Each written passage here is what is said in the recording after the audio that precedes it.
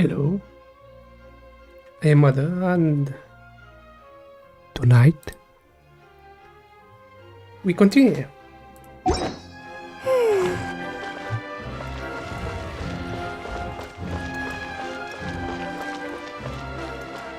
Request.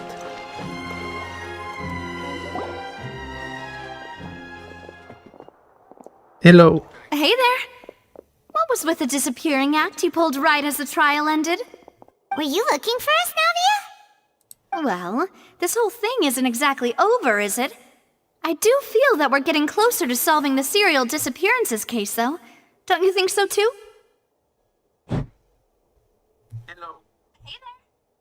What was with the disappearing act you pulled right as the trial ended? Were you looking for us?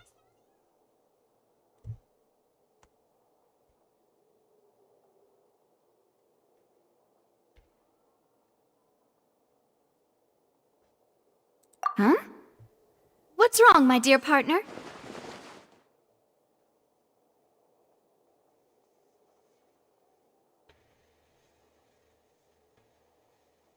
Besides, are you sure we're the ones who can crack a case that's been cold for decades now? And given that there's new evidence from the trial, there should be a trail of breadcrumbs for the Hydro Archon's people to follow now, right? Ah. I see.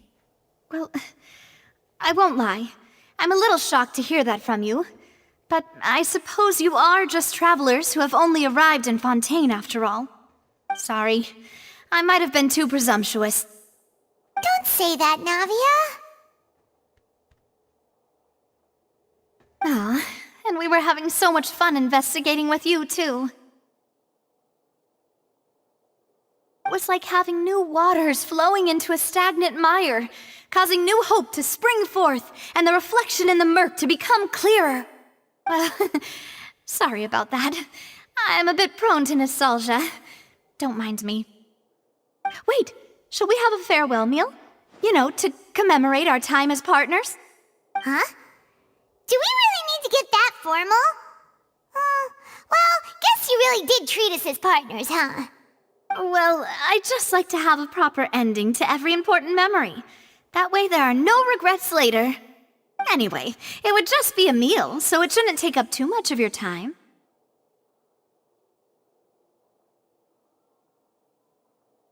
You don't have to twist Paimon's arm. If Boss Navia's treating, count Paimon in! Oh, wonderful! In that case, why don't we return to the Court of Fontaine and head to the Hotel de Boer? I believe we'll make it just in time for dinner. All right then, let's have our farewell meal!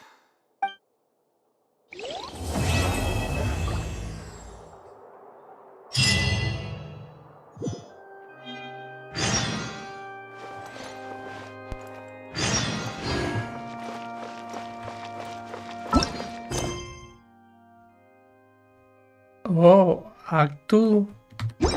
Act 1 is finished.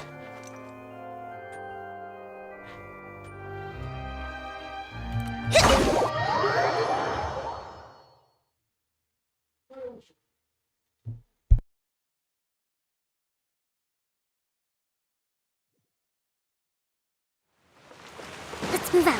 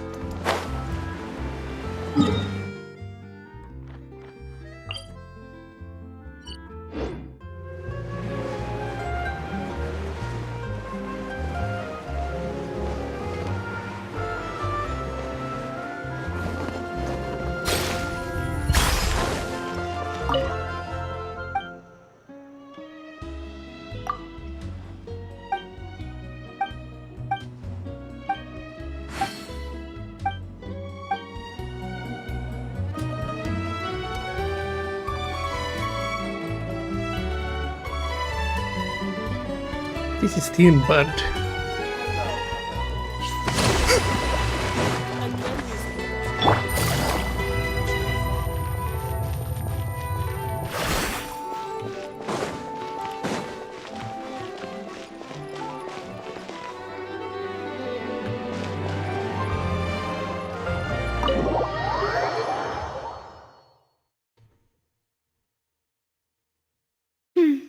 came here several times with my father when I was little, but stopped eating here as often after growing up.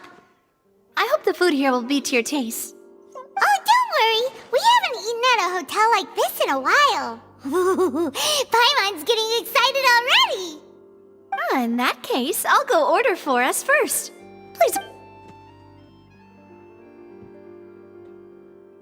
Ooh, everything looks so good. People in Fontaine sure know how to enjoy life. Why, of course. Go ahead, try whatever you like. If the food's good, I'll make a group reservation for the rest of Spina di Rosula next time. And if it's not? Well, then I'll still bring everyone. You, sure have your own way of doing things. Oh, we called this a farewell meal, but we could also treat it like a victory feast, right? We did just win that case after all. Oh, true. Very true. In that case, boss, we'll have another 2 dishes. Huh? Paimon didn't mean that you had to order even more food.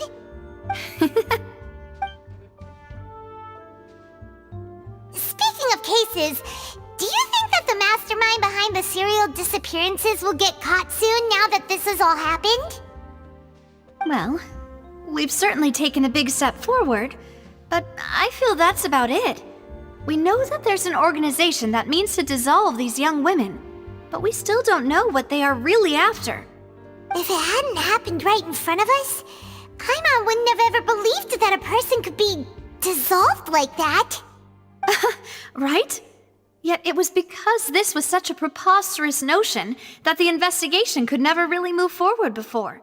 Ugh. If only that guy could have finished speaking! We were so close to hearing who was behind it. In such investigations, even the smallest step can seem like a yawning chasm if the trail of clues is cut off.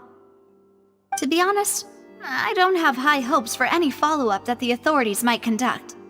It's not that I don't have faith in their ability, it's just that a different perspective is required in some matters. It's easy to guard against and deceive a single narrow perspective. A shift in thinking is required at such times in order to produce a breakthrough, which is exactly why the Spina di Rosula exists. Those highfalutin folk are not all-knowing. That's why we exist, to seep into the cracks where filth falls through, where their watch fails them. That's the kind of problems we solve. Seems Paimon thought things were simpler than they actually are. It's all right. Well, this was supposed to be a farewell meal, so I doubt you have further interest in this business, right? Let's talk about something else. Like, what are your future plans?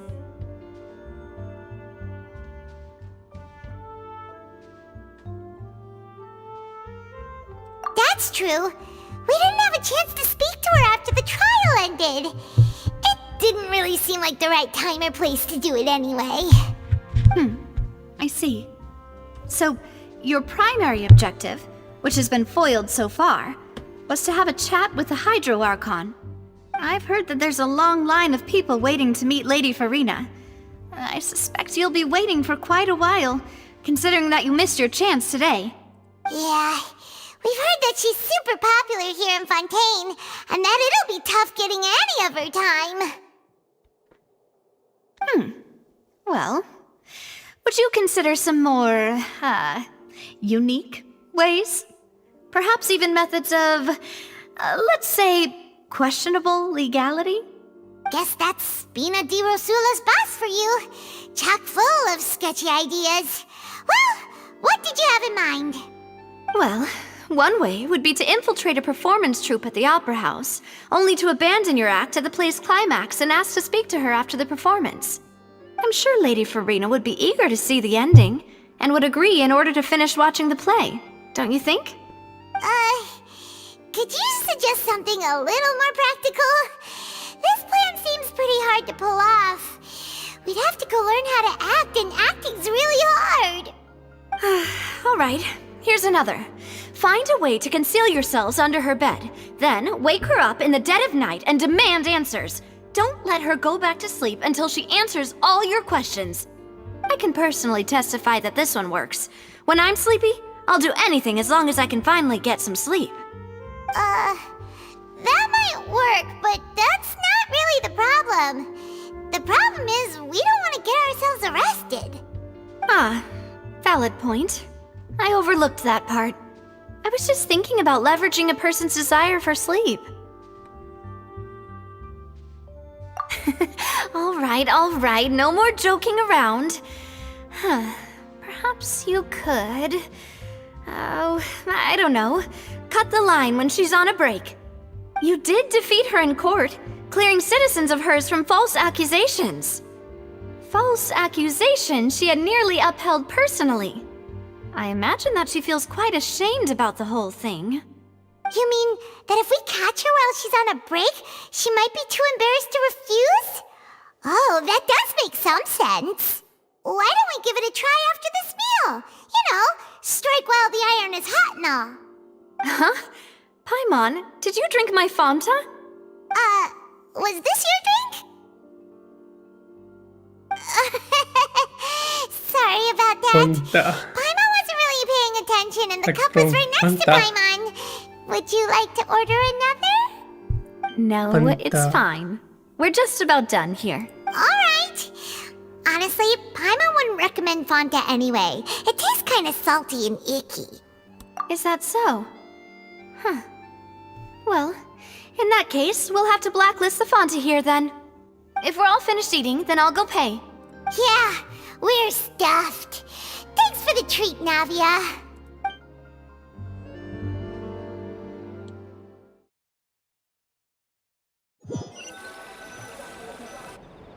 Oh, so full.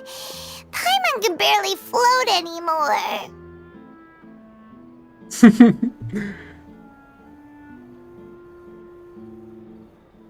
Nah, that would be so... normal. You know, like you. Okay. As for expenses this month, we're left with... Hey, Navia! What are you doing over there? Oh, nothing. It was just a meal, you know? Nothing the Spina di Rosula can't cover. Let's get ready to try to meet the Hydro Archon again. But... So this is goodbye, huh? Well, if you do encounter any other trouble in Fontaine, you're always welcome to contact the Spina di Rosula. I'll give your requests the highest priority. In any case, I wish you smooth sailing. I'll see you again, partner. See ya!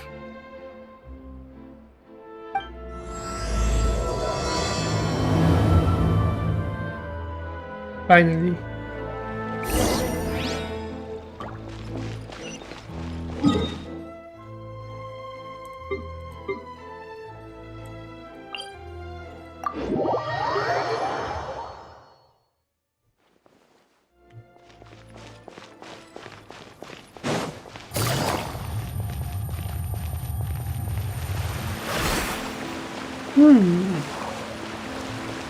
Washer? There aren't many people around anymore. Looks like that boat we took to Araneas might have been the last one. Vache. Looks like we're back here again. Huh? Traveler? Are you hearing voices again? Ugh. That's kinda spooky. Are you sure we don't want to come back in the morning? Vache? Vache. Hey, why are you still walking towards it? There might be something... Huh? Hang on. Paimon can kinda hear a voice. It's calling for... Vache, right? Hey, Traveler? Stop walking! Come on, wake up!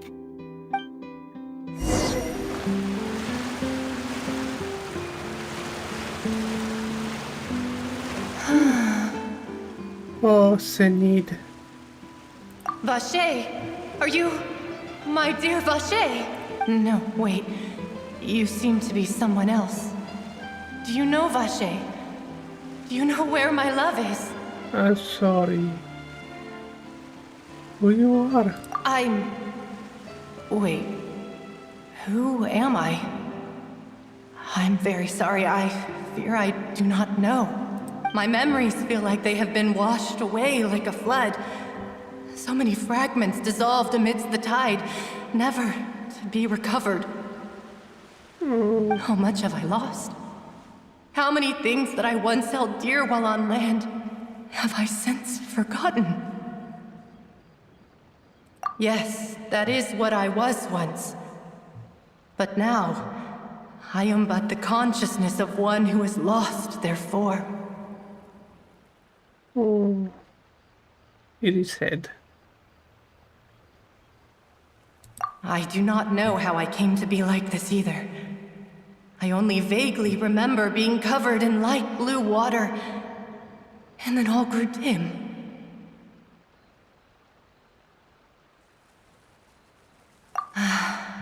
I also remember going to many places. I loved adventure, loved exploring places of peril. No matter where I went, Vache would go with me.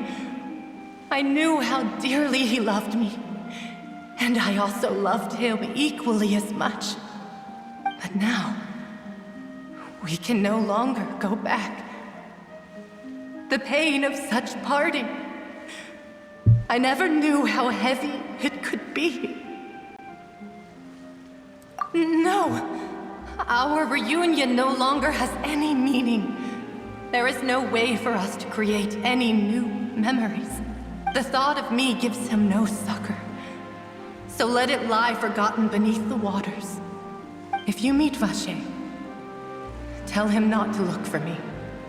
Tell him to move on. That is the only thing I still remember. Perhaps that is so. As I was submerged in the waters, losing consciousness, I saw Vache above the surface. His eyes were filled with such sorrow, such longing. If only I could have comforted him, told him that I did not suffer. Indeed, I had felt a great warmth. Is that what you call it? Dissolving? If anything, I consider it a form of release. It was a state of neither fear nor frenzy, with only an endless peace, like the water's still surface. I could also liken it to being a thirsty person who drinks water for the first time, and only then sees how they have lived for so long in a world of endless want and anxiety.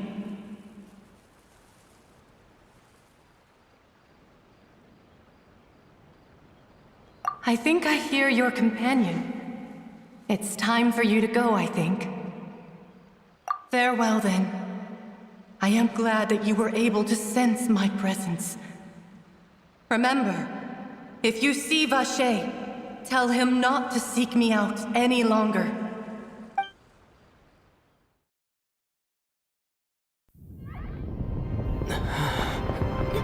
Wake up! Come on, hurry! Navi's outnumbered!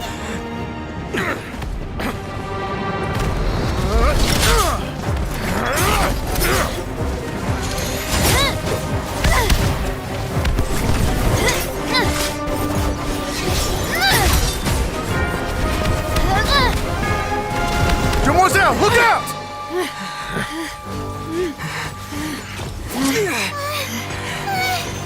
Dear God, it's a whole army of Gardamex.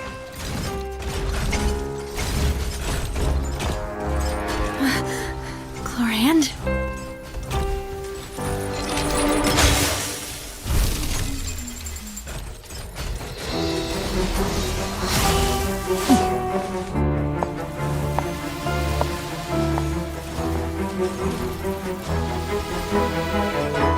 Quick, now's our chance!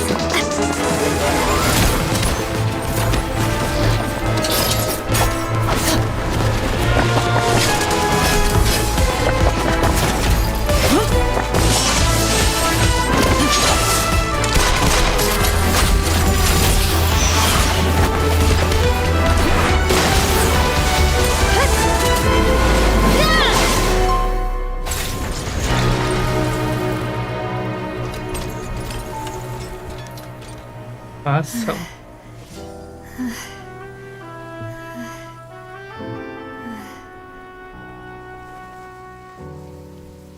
Yes, he got weapons.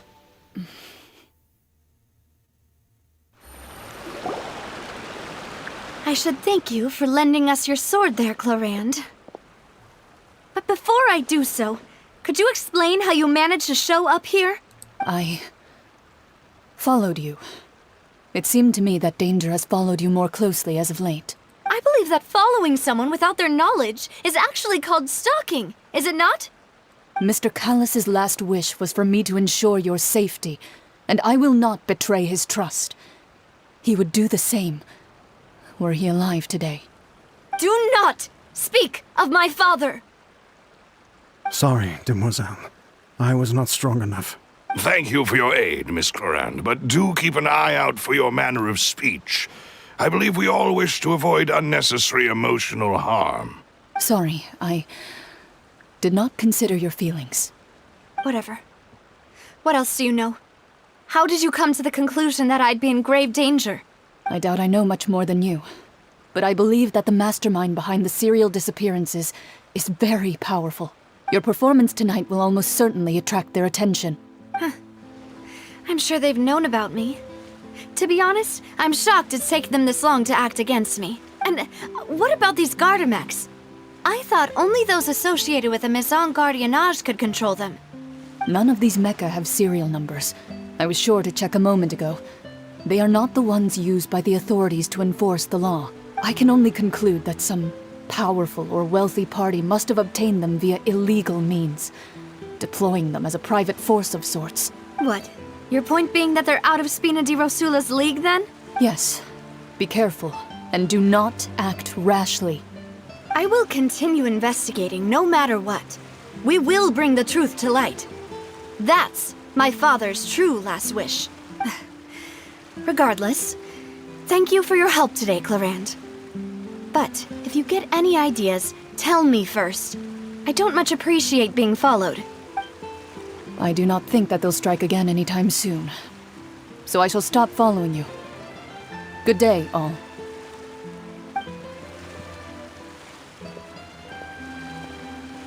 Right. I suppose that's the best news we've gotten today.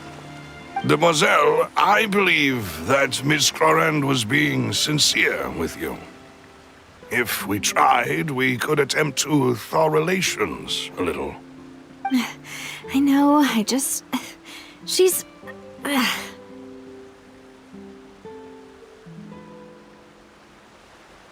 Oh, thank goodness! Paimon thought we were done for! Those Gardamex came out of nowhere while you were unconscious, and Nadia and her gang saved us! Oh, and there was that champion duelist named Clarand who came out to save us too! We got lucky there. Paimon probably couldn't have fought them off otherwise. Oh, come now. Forget all that polite talk. That wasn't really a farewell meal we had back there. Not for me, anyway. In truth, I hope that every meal we have together shall be a victory feast. As such, we're still partners. There's no need to thank me. It will take 50 years for me to match Demoiselle's magnanimity. If it were me, I would have joined the Spina di Rosula on account of her goodwill long ago. All right, you two. That's enough. Actually, Navia, how did you know that we were in danger? You sure did show up in the nick of time. Well, to be honest, you're the one who tipped us off, Paimon.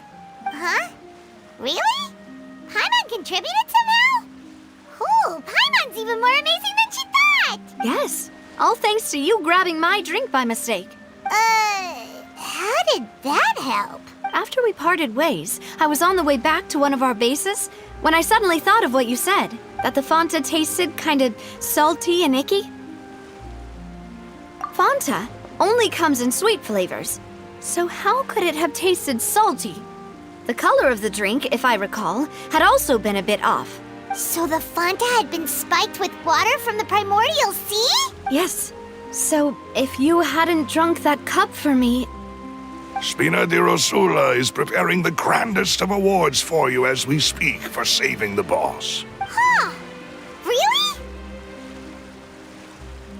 Gosh. I sent people to Hotel de Boer to investigate, but whoever did this left no trace at all. That's when I figured out that you might be in danger, and hurried here as quickly as I could. But why would they go after us too?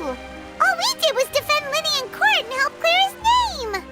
Ugh, now we're caught up in this mess too, aren't we? Well, you did foil a plan that they were probably pretty proud of, and almost got their name in the process. Speaking of which, did anything strange happen when you drank the primordial seawater? Well, it can't be a coincidence that the traveler fainted just now. He said that he heard that voice calling for Vache again. Oh, and this time Paimon heard it too, but it was real faint. Does this situation have to do with the primordial seawater then? Does that mean the primordial seawater raises someone's sensitivity to hydro when it's used on people who are not from Fontaine? That doesn't sound like too much of a bad thing, to be honest. New intel? While you were out cold? Well, let's hear it, shall we?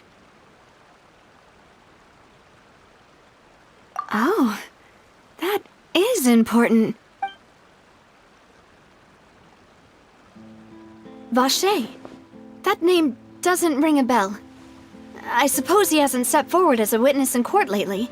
Since he saw that young woman dissolve, he was at least at the crime scene. But he never gave testimony or any information regarding people dissolving in the primordial seawater.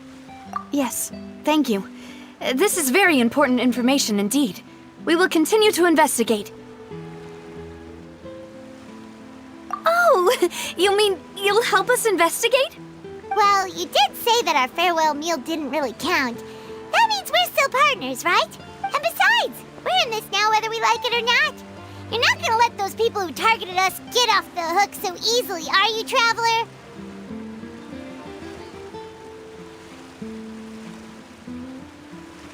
Demoiselle, do try not to look quite so pleased. You are the face of Spina di Rosula, after all. You talk too much. Well, in that case, let's head back to one of our bases, shall we? I'll arrange accommodations for you. We also have some plans to go over, and hopefully we can deepen our bonds as partners. But we'll take that one step at a time, I guess.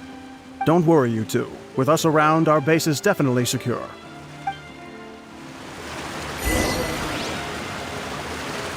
What the?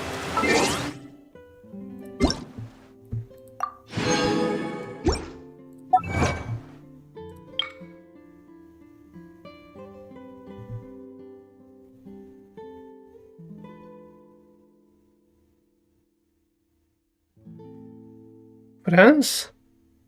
Really?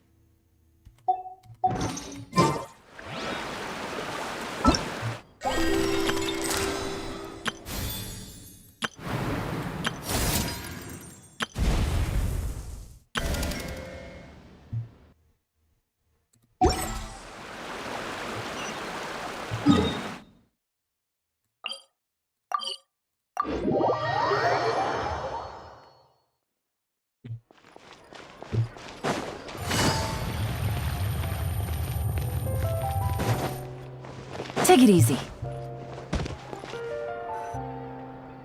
It's right up ahead, but let's make sure we weren't followed first. I've been keeping watch, Demoiselle. I haven't spotted anyone suspicious thus far. Very good. But let's not let our guard down for now. I shall find rooms for our respected guests. Thank you, Malus. Now, let's continue, Traveler.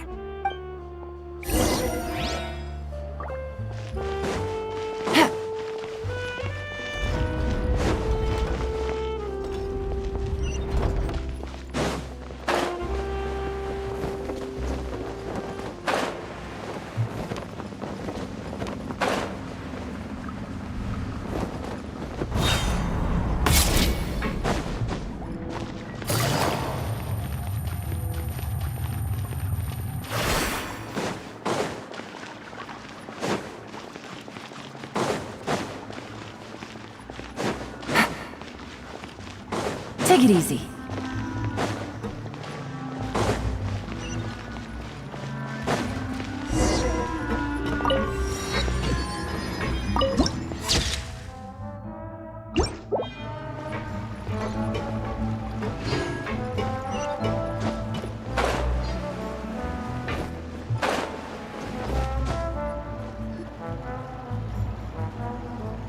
Wow. So, this is your base? It's not quite what Paimon imagined. Your accommodations have been arranged. Under the present circumstances, I can confidently say it's the best we have. Well, our funds have been a little tight lately. After all, we don't allow illegal or unethical profiteering. In fact, our funds often come from citizenry who support us. Seems like it's tough times for everyone. But if you have the support of the people, that does sound like it's worth it. To be honest, our financial situation was a lot better back when my father was in charge a few years ago. I'm afraid I'm not quite his equal. Your father...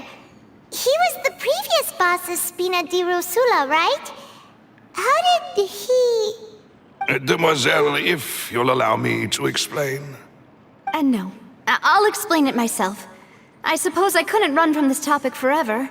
And as partners, this is something I hope they can understand.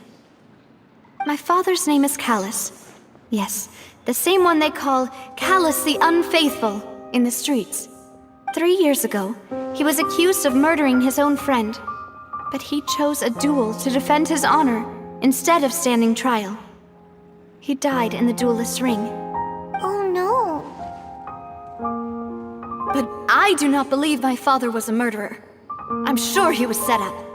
At the time, I believed that if he only stood trial and was duly investigated, something amiss would crop up and prove his innocence. But strangely, he not only requested the duel himself, but rumor has it that even after being seriously injured, to the point where he could be deemed as having lost the duel, he refused to surrender, determined to die in the arena. 3 years later, I still don't understand why he did that. How could he protect his honor if he's dead? If anything, he gave up his chance to defend himself. The closest piece of info I have is that my father had been investigating the serial disappearances case at the time of his death. Ah, so that's why you're so determined to get to the bottom of that case. That's right. I've also tried to investigate the murder my father was implicated in, but I haven't found a single new clue in my countless reviews of the investigation records. However, I believe that if the murder case is related to those behind the disappearances, they must know something. I must know what really happened. Was my father coerced? Framed? Even if he really did kill his friend, I must get to the truth. If only he'd been more open with me when he was still alive. He even hid the fact that my mother died due to complications when giving birth to me. And now, here I am investigating his death. You really are a handful, aren't you, Papa?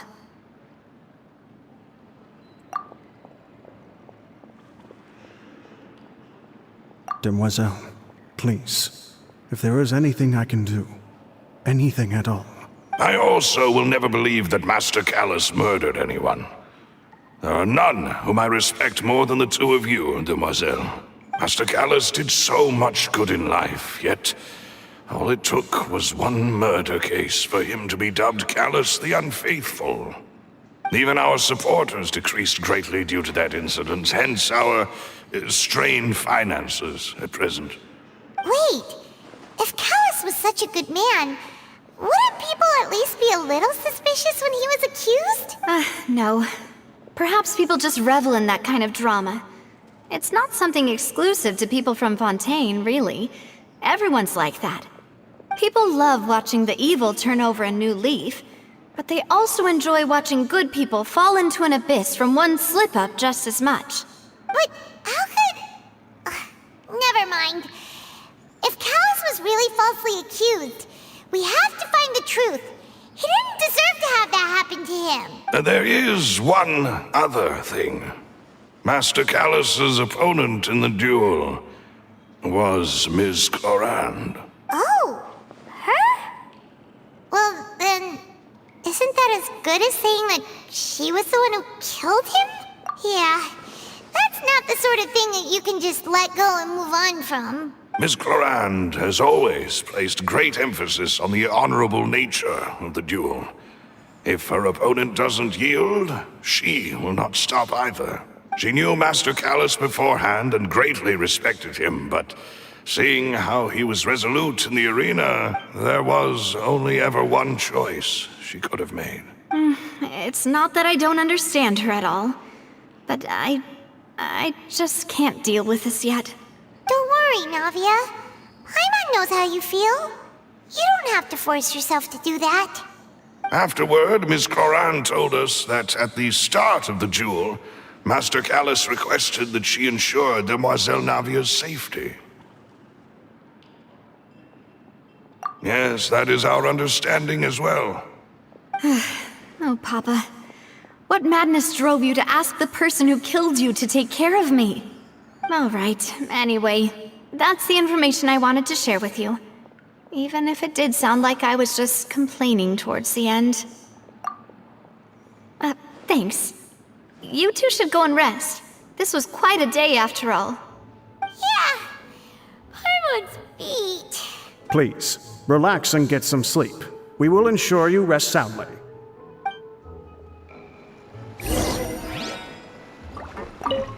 Whether it be responsibility for Spina di Rosula or Master Callus's death, it all landed on Demoiselle's shoulders so suddenly. This won't do. I must become stronger.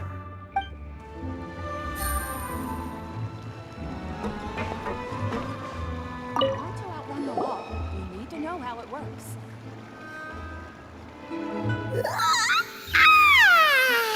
Paimon slept so well. This place feels almost too safe. Huh? Navia? I sent them back to Poisson. It's Spina de Rosula's place of origin, and where we have our headquarters. There's not much for them to do here at the moment. Paimon gets the feeling that you're just trying to get them off your back. But never mind that. When did you get back? Were you waiting here the whole time? No, I just returned after going out for a while. I did some investigating yesterday regarding the name Vache. Wait, so you didn't sleep at all? How could I after having such critical new evidence appear? Guess Paimon wasn't speaking for everyone just now, huh? Unfortunately, this name seems to have been wiped from existence. It doesn't seem to have a match anywhere. I suspect that those behind this have already taken steps to hinder an investigation from this angle. But that does prove that this Vache person is a key witness in the incident. Does that mean we're too late, though? No. There is one ray of hope. One place in Fontaine that they would find almost impossible to threaten, no matter how much they wanted to.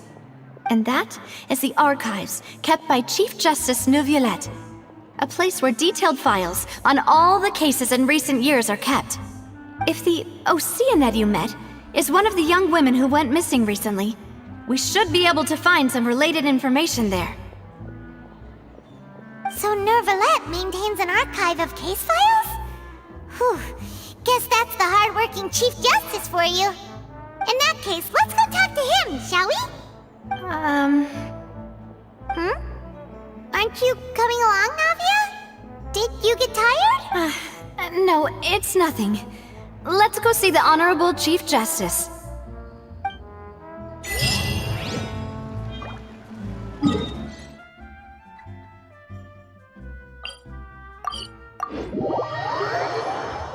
The Palais is right up ahead. Come on.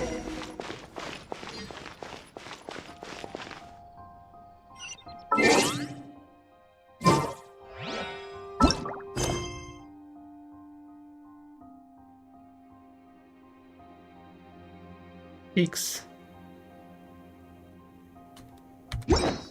Act 2.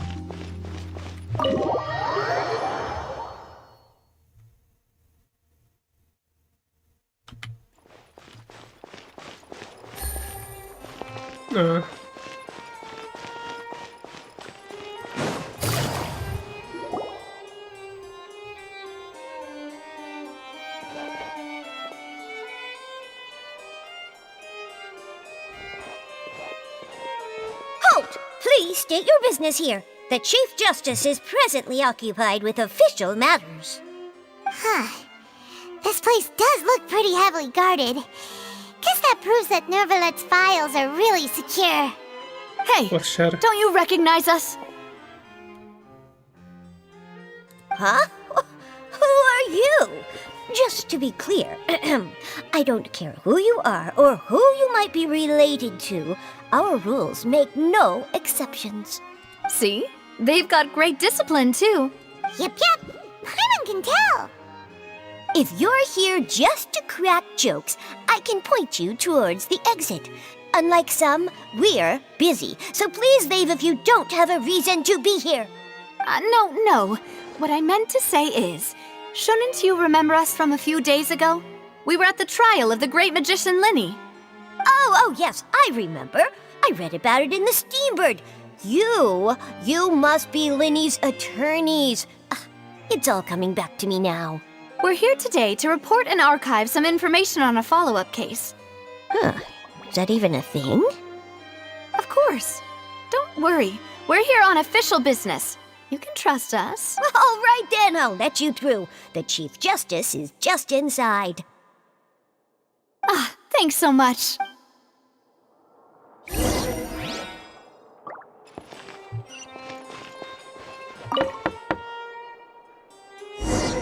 Please come in.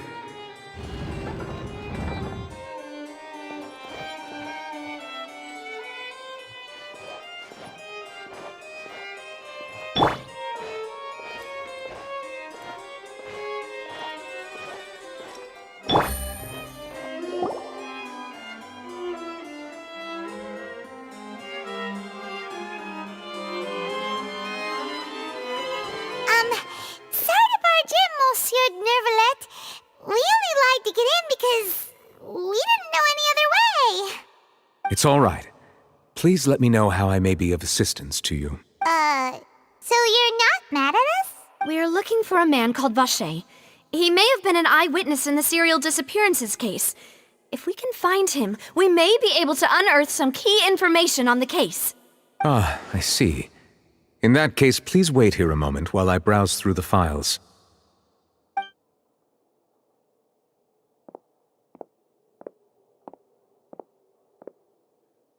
Who knew that Nervalet would be so easy to talk to?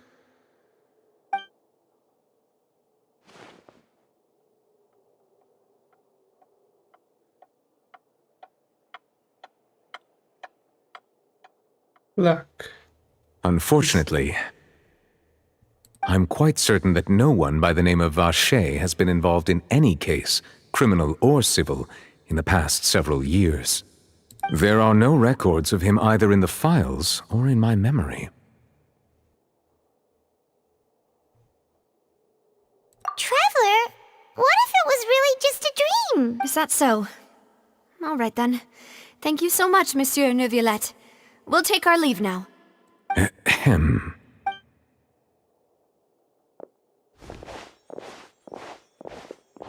Miss Navia, I can understand how you feel.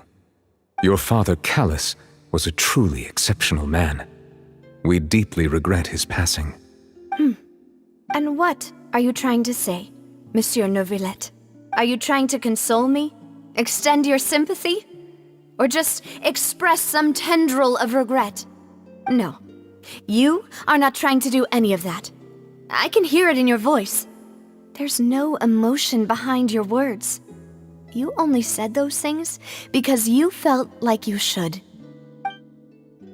It's just like last time. After my father took his place in the duelist ring, I pushed through the guards to talk to you as a last resort. You even told me then that you thought there was something fishy with the case, yet you still allowed the duel to go ahead. In your eyes, the value of a human life is nothing compared to those cold laws you hold so dear. If you truly regret my father's death, then why didn't you call a stop to the duel? Why didn't you give me the power to stop him from throwing his life away? Why did you just let him die, despised and hated by all? Everything was hanging on a thread at that moment. Just the tiniest effort could have changed everything. There are still so many things I never got to tell him. So many questions he still owes me answers to. If you really have no heart, then just look me in the eyes. I, Navia, will show you the true meaning of regret. I'm sorry, Miss Navia. You and my father are truly alike. You keep all kinds of things in your heart and never say a word to anyone. It's not so much that you can't feel, but that you would never express anything. Oh well. In any case, everyone already knows full well the apathy of the Chief Justice. My apologies for taking my emotions out on you, Monsieur Chief Justice. Let's go, Traveler and Paimon.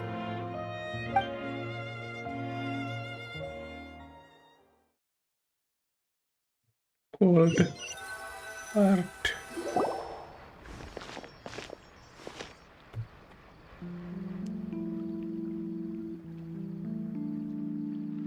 Navia, are you okay?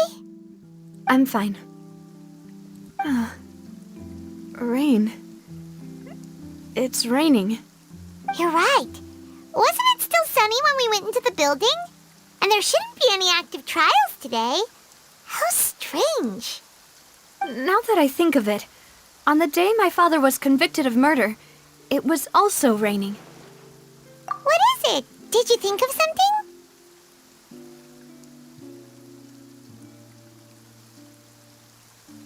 Yeah, he was outside. It was uncovered and the rain could fall there. Why? Do you think the rain could have affected the crime scene? That thought has occurred to us before. We've even expanded the search area to try to account for that, but didn't find anything of value. Oh? Wait. You don't mean... So you're saying that the true murderer could have been turned into water? And then got washed away with the rain? Yeah. And if that's what had happened, then no one would have believed your dad, even if he explained what he saw to the authorities. I really think I found a true genius for a partner. You're completely right. How did I not connect the dots earlier? All right, let's go to Poisson. With this new lead in mind, we'll get to the bottom of my father's case for sure. Yeah, we're gonna make progress for sure this time. Do you want to go with me now? Or do you want to head over by yourself later?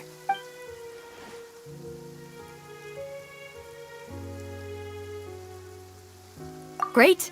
Let's go then.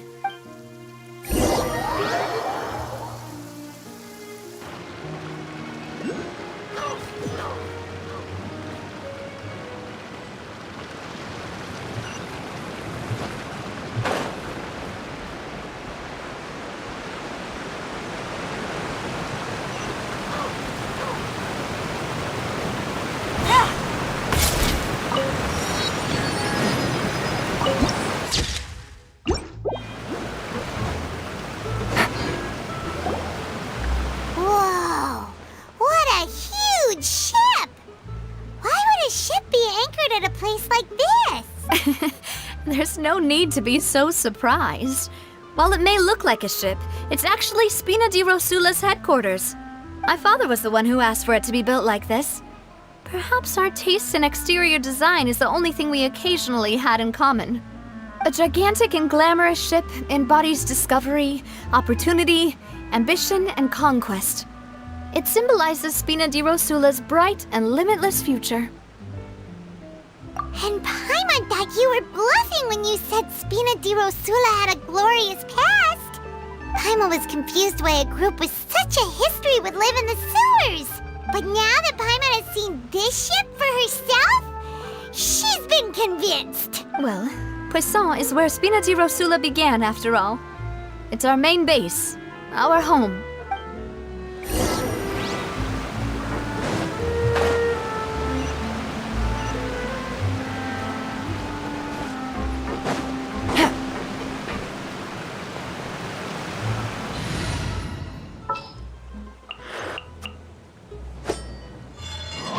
Want me to come along?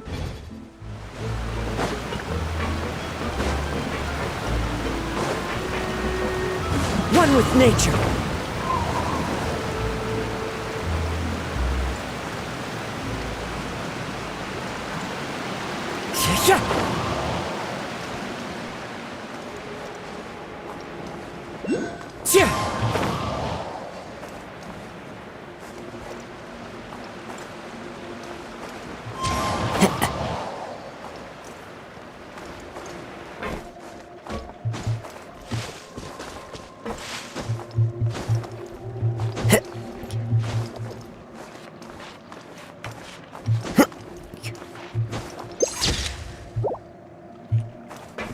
Follow the wind.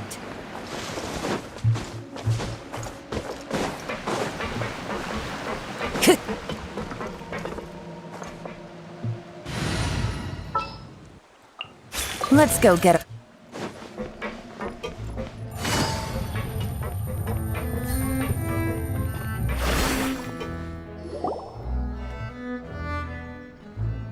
Malus, we're back!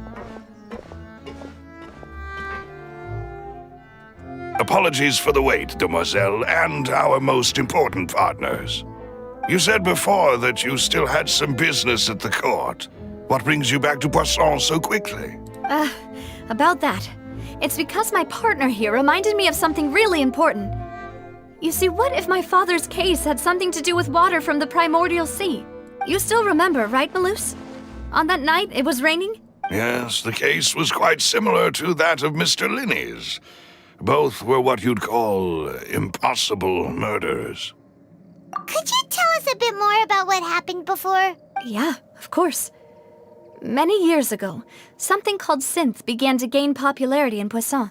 At a glance, it was a kind of drink that could excite your mood and produce many pleasant hallucinations. Wait! Didn't that guard guy who turned into water also mention that the primordial water could be used to produce some kind of potion? Yes, he did. Considering what we know now, it's almost certain that synth is created using water from the Primordial Sea. If you drink synth for an extended amount of time, you'll suffer many side effects, such as losing the ability to focus or control your emotions. And if you were to stop drinking it completely, you'll experience flashes of paranoia and anxiety while lacking energy to do anything. It's an extremely dangerous substance. As he oversaw Poisson, my father was compelled to put a stop to synth abuse and called for a complete ban of it. Boss's uncompromising attitude incurred the synth vendor's wrath, but no matter how much they threatened or bribed him, he refused to yield. Not only that, Boss became determined to find the mastermind behind the synth operation and put an end to the problem once and for all. Yes, but the enemy was very cunning. So he could never get anything out of the dealers, all of whom only sold the stuff and weren't privy to the rest of the operation. Recognizing that, my father decided to contact the dealers in secret and cultivate personal relationships with them. Finally, he was able to convince someone to become his informant. The man's name was Jacques. He felt greatly ashamed about his work after seeing many families destroyed by synth abuse. That night, my father hosted a banquet at his countryside estate. He planned to meet up and exchange information with Jacques over some food. But then, we heard 2 gunshots from the courtyard. We raced to the scene and found my father, still holding a gun, and Jacques, who was already dead on the ground. Huh? How did that happen? Aren't they on the same side? Sounds just like Lenny's case, doesn't it? In both cases, the culprit seemed obvious, but neither appeared to have any motive at all. Looking back on it, though, I now believe the most important clue was something we all overlooked at the time. There were pieces of clothing left at the scene. Precisely. It's all thanks to you that I made the connection now. Back then, we all just thought they were some costumes that Jacques used to disguise himself at the banquet. But, considering it now, it's almost certain that they belong to a third person at the scene. With one extra person, we'll also need to reconsider why the 2 shots were fired. You're right. We still don't know what happened. But my intuition tells me that we're on the right track to figuring it all out. I'm finally headed towards the truth. Jacques was an empathetic man who was infinitely remorseful for his past actions. It's unlikely that he turned on Boss with 0 warning. I think this third person is probably the key to the full truth. On that note, however, Even though this will not please you, demoiselle, as your and your father's butler, I must still offer a word of warning. Our opponent is insidious and cruel. They are extremely difficult to deal with, and Boss has already lost his life trying to bring them to justice. Even though Spina de Rosula has lost most of its former glory, Poisson has welcomed a new time of peace, and we have been allowed to live out our lives. There is no need to follow your father's path. It would be both wise and in line with Boss's wishes to step back and give up on the case. If that's indeed what he wished for, then he should have told me that himself. Was I not the closest person to him? And yet, I was the one most kept in the dark. What was the point of him dying without sharing any of the secrets he knew? Did he manage to protect anything in the end? Synth is still here. Callus the Unfaithful is still his epithet. And Spina di Rosula is barely getting by. Nothing has changed. Did he think I'd just accept his meaningless death and live out my life just as meaninglessly? I've never accepted that. Ever. Not since that day, and certainly not now. I want to find out the real answer for everyone's sake. For the missing girls, for the victims, and for myself. Navia. This is indeed the best moment to act. Your partner appears to be quite reliable, and more importantly, demoiselle, I think you're also ready to take this on. So you do know something else, Malus? Yes, I do. In fact, even before that banquet, Boss already knew of the connection between Synth and the serial disappearances case. But what drove all the tensions to the boiling point was the revelation that you, demoiselle, had been selected as the next target to disappear. What? Boss also didn't tell you that he had been diagnosed with a rare illness. The doctors told him that he had no more than 5 years left to live, and the serial disappearances case caused him great anxiety. 5 years was nowhere near enough time to resolve this long-standing conflict, but once he passed away, all the danger would pass on to you. Knowing all of this, he decided to use one final intimidation tactic before his death. He claimed to have already gotten his hands on some key incriminating evidence for the other side, and even told some members of Spina di Rosula about the details. But as long as you remained safe, he would not share the evidence with the public.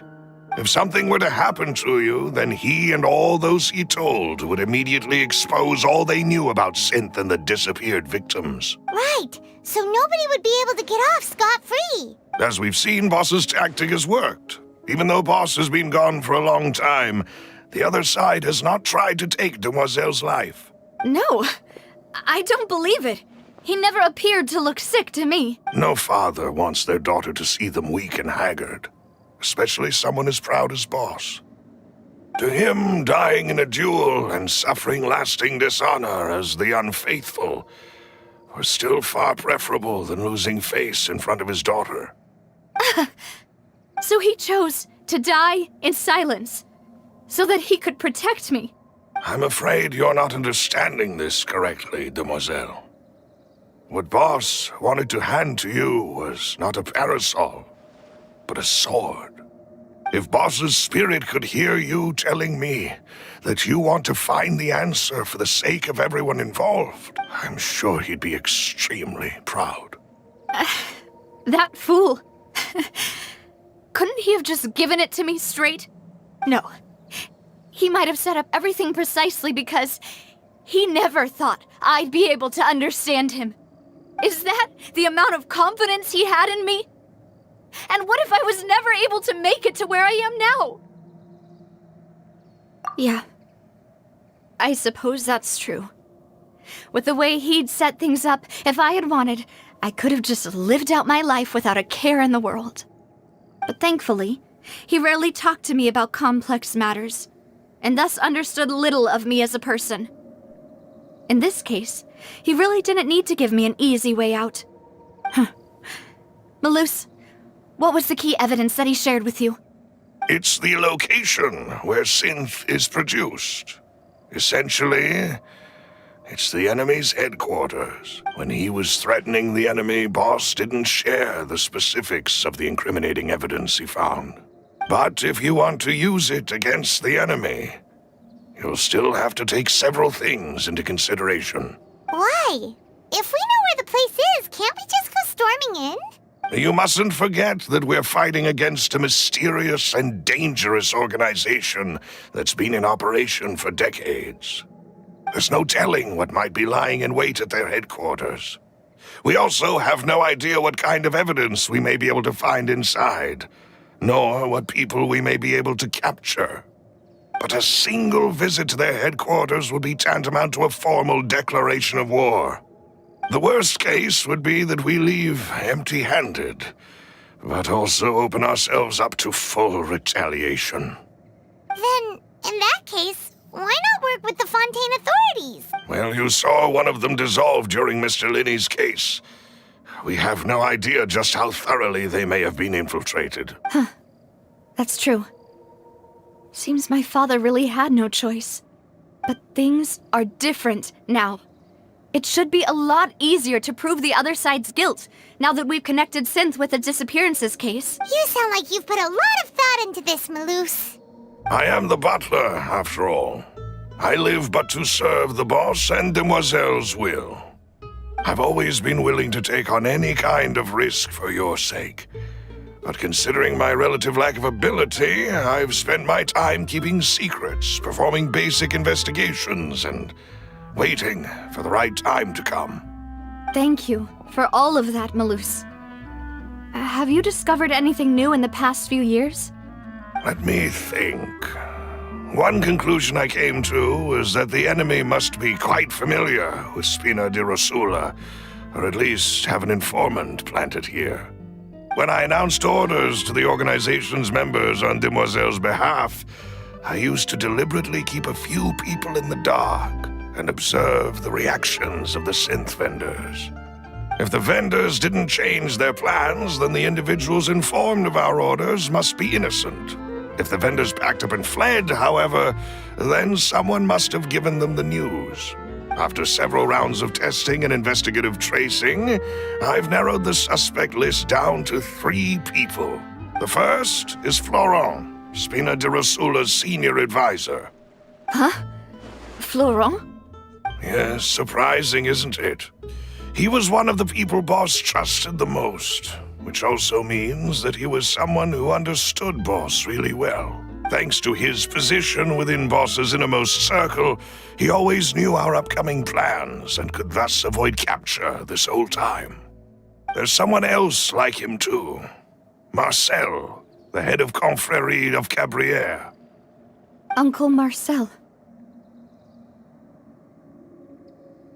It's a guild in Poisson. Boss helped it to grow to its current size and prominence. In the beginning, they were only reselling some daily goods, but now they're one of the richest guilds around, with a lot of business connections in the city. So, they're like a sister organization of Spina di Rosula? Yes, you can say that. When we were fighting against the synth dealers, they provided us with plenty of support. It's a bit difficult to imagine someone using their own money to hunt down themselves. The final suspect is Thierry, the man responsible for coordinating information between Spina di Rosula and the guards. Although the guards mostly leave us to our own devices, there are still many activities we have to report to the local authorities. Since Thierry is always in the know about our current activities, he could theoretically always plan one step ahead. I see. These are all people who I communicate with quite regularly. To think that the enemy we've been fighting against has been right next to me all along, among those I trust the most. It's almost too hard to believe. If you want to investigate them, please take every precaution to not alert the quarry. Judging from our experience, the enemy is extremely cautious. Of course. And thank you, Maloose. You've provided us with a lot of great information. You're too kind, my lady. I'm just doing my duty. And before I forget, proving Boss's innocence would also mean clearing him of blame in Jacques' death. After that incident, Jacques' wife and daughter were taken into the Spina's care. They still live in Poisson today. If it might help, you could also pay them a visit. I can make the necessary arrangements. Oh, thank you so much, Malus. You really are the best. A new case awaits, my dear partner. Give it to me. I hope we can work together to uncover the truth and end this case once and for all.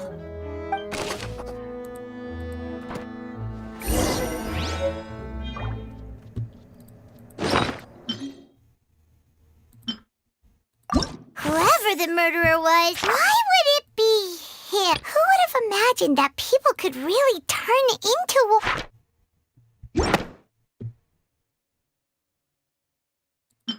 I can't believe it. We have child visions.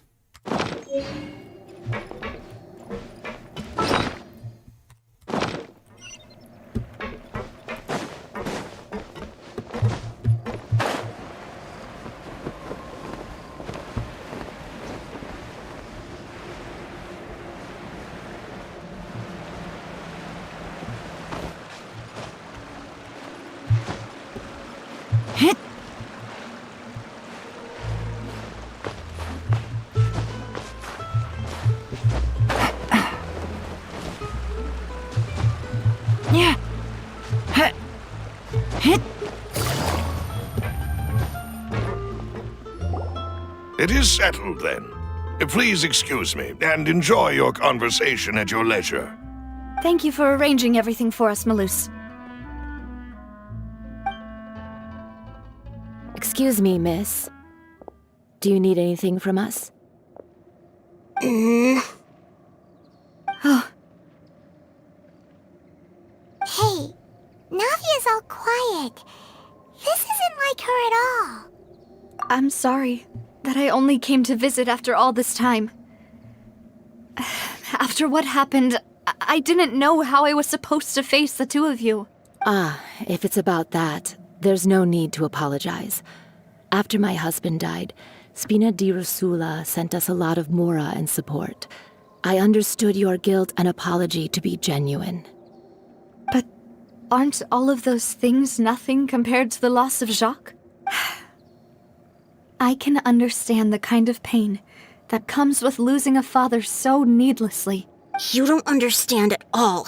I didn't know how to face you, because I didn't know what I could possibly bring as a consolation gift. I know only the full truth could bring closure to you. And to all of us. I'm sorry. I appreciate the sentiment, but you don't have to carry all that guilt. On the matter regarding my husband, my daughter and I have more or less found our answer already. Would you mind sharing it with me?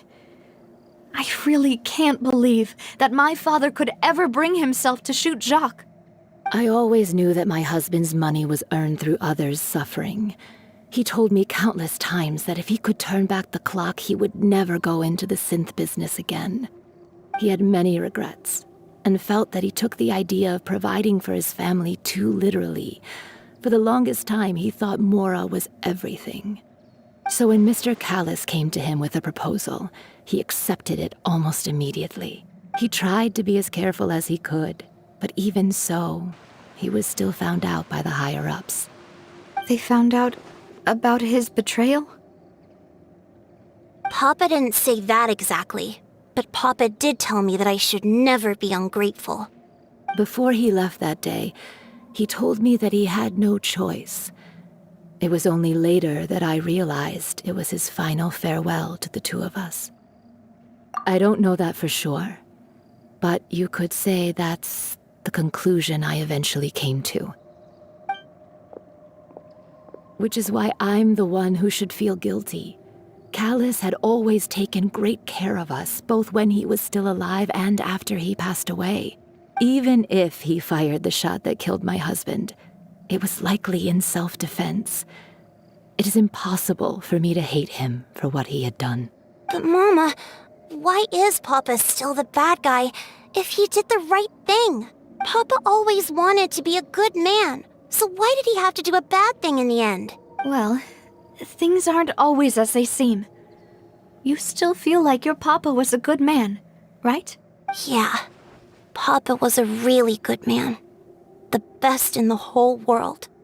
Then you should hold on to that. If a good man had to do a bad thing, then he must have had his reasons. Regardless of whether he left you a parasol or a sword. He must have done so to give you a better life. Oh. Thank you for everything you've told me. I will definitely find the truth. The current state of things is not something I'm willing to just sit back and accept. Thank you. Even though your personality is quite different from your father's, your determination when you speak is really similar. You really think so? That's the first time anyone said that to me.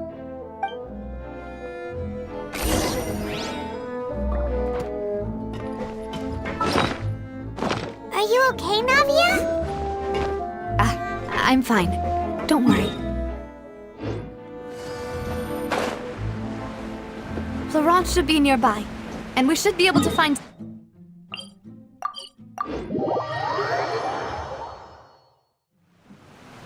I'll get myself together on the way, so please don't worry.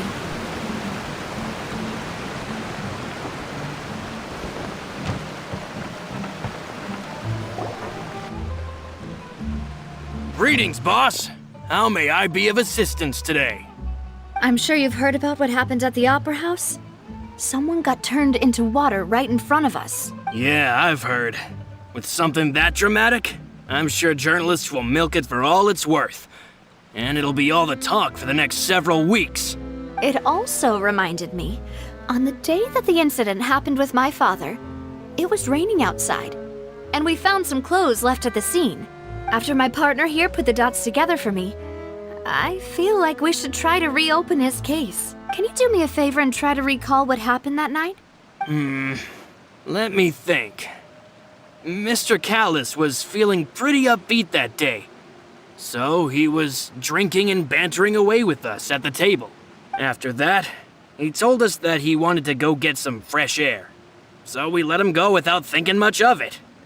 Who knew that we would hear 2 gunshots ring out right after? My first reaction was that Mr. Callus's life was in danger. So I grabbed my holster and made a mad dash toward the scene. But when I got there, it was already too late. Mr. Callus was standing over a dead body with a gun in his hands. All we could do was look back and forth at each other, not knowing what to say. So you also remember 2 gunshots then? Indeed. The guard said that the first shot didn't hit anyone, while the second killed Jacques. But I've never really bought that explanation. Reason being, Mr. Callus had left his gun on the table. I even made sure to confirm that before running to the scene. But according to the guards, that doesn't mean he couldn't have had other guns on his person. About the clothes left at the scene that you mentioned, do you think there was a third person there who was turned into water? At least from our perspective, my father had no reason to kill, so he would also have no reason to bring an extra gun with him. The gun he was holding probably belonged to Jacques, or a third person on the scene. Yeah, that makes a lot of sense. So you're saying Mr. Callus ended up with the gun because he seized it from one of the other guys? But hold on. If that's what had happened, then why didn't he share the truth with any of us? He didn't even want to face the Oratrice machine, and chose instead to prove his honor in a duel. Did he lose all faith in the courts after seeing someone dissolve right in front of his eyes? About that, Malus told me a thing or two. So, I think I can understand why he committed to the duel. I'll tell you everything once the whole truth has been revealed. I understand. Then I'll leave Mr. Callus's honor in your hands, boss. And if I may just say one more thing. The whole Callus the Unfaithful epithet has been a thorn in my side since the day it was invented. Many people have laughed at me for still calling him Mr. Callus, even after so many years have passed. But it was Mr. Callus's trust that allowed me to rise through the ranks of Spina di Rosula and live the life I lead today, no matter what others might say. He'll always be the man I respect the most. And he'll always be my boss. Don't worry. I will definitely find the truth. A good You man. and all our other comrades at the Spina deserve to know the truth as well. Torrent. A good man.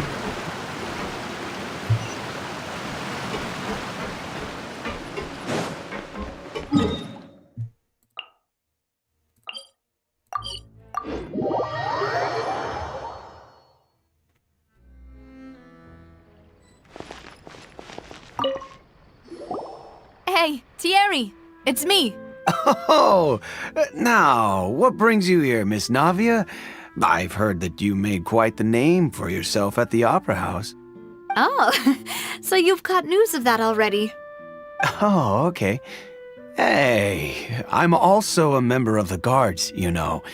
The way you make it sound, people would think I was sent off to Poisson because I had done something wrong. Are you sure there isn't a little bit of truth in that? Under normal circumstances, shouldn't you have been called back to the city already? I mean, where I work is really up to me. Let's just say I enjoy the ambiance of Poisson. Callus did a fantastic job running the town, building Spina di Rosula from the ground up and clearing many obstructions in my way. It would be next to impossible for me to find a similarly easy but high-paying job in the city. Anyway, enough chit-chat. Are these two friends of yours? You, here for some formal business? Yes. These two are my partners. What happened at the Opera House made us realize that Linny's case and my father's may be related. We're trying to reinvestigate the details of my father's old case. Ah, I get it. You think there might be more to the case now that we know people can be dissolved into water, right? I was also flabbergasted when I first heard of it. If you want to go through the original files from your father's case, I can help you look for them. That'd be much appreciated. Thank you. Actually, I have another question. Do you have the authority to dispatch Gardamex? Of course. Without them, I couldn't possibly handle Poisson on my own. Why do you ask? We definitely can't use them to forcefully get more evidence for your father's case. Well, you see, just recently, we were attacked by a horde of unnumbered Gardamex in the city. So, if you hypothetically wanted to do something against me, all you would need to do is get rid of the mecha serial numbers and send them after me. Then you think too highly of my abilities. Dispatching mecha is very different from controlling them. If I had to make an analogy, when you order a dish, the chef will make it for you. You can ask the chef to cook, but not to massage your shoulders or carry your baggage. If you try to make unreasonable demands, the chef would just think you're out of your mind and ignore you completely. The same goes for me and my Gardamex. Removing a serial number is also not as easy as you might think. There are a lot of complex steps to it, and it's almost impossible to keep it a secret. So I can promise you, those mecha were definitely private units. They're certainly not cheap. So, whoever their owner is must be super rich, powerful, or both. Now that you mention it, though, being in the synth business would definitely be profitable enough to afford this. Is the last man. Then you're officially in the clear, Thierry. Oh, well, thank you for the vote of confidence, Navia. Jokes aside, I'd like to wish you all the best with your investigation. I'll be staying in the city for a little while, so just come find me if you need any support from the guards. A big Tanzava for Thierry.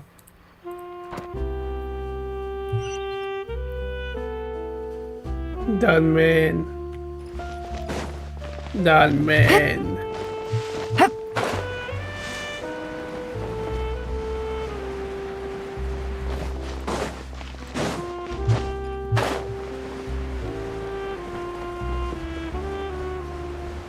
he will see the truth.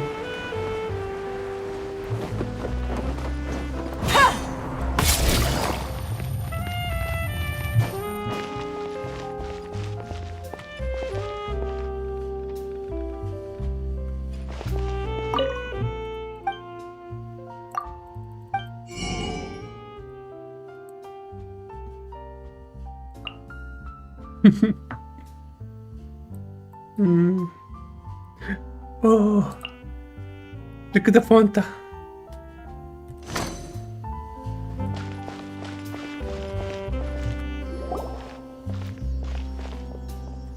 Hello. How may I help you? I'm here to see Marcel. Could you please let him know? You can just say Navia's looking for him. Sure. I will let him know right away.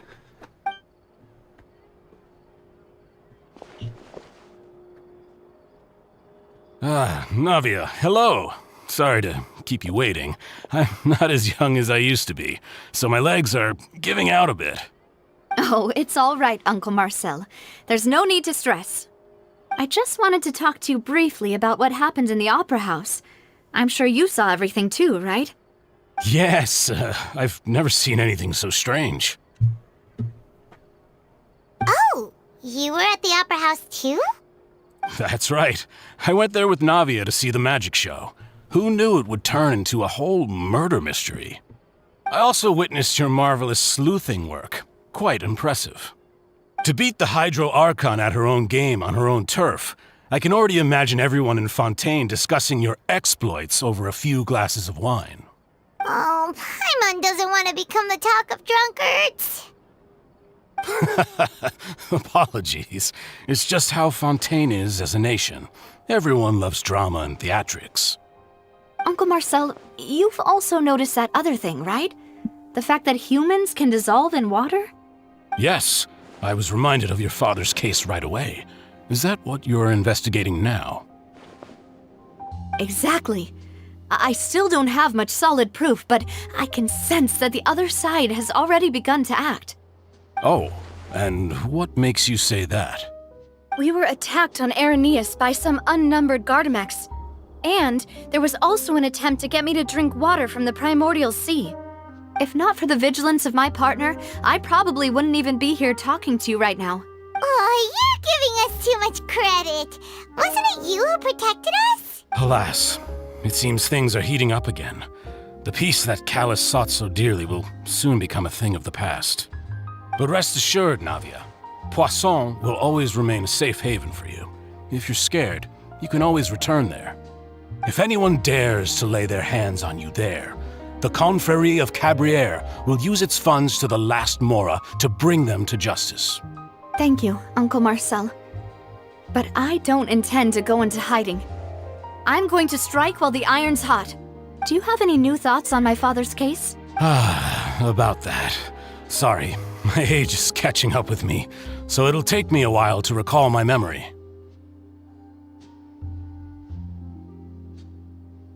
The Confrérie was responsible for that banquet, so I was out and about the whole time making sure things were running smoothly. I didn't even have the time to drink with the guests. Then I heard the sound of a gunshot, and the rest was history. Oh, it's okay.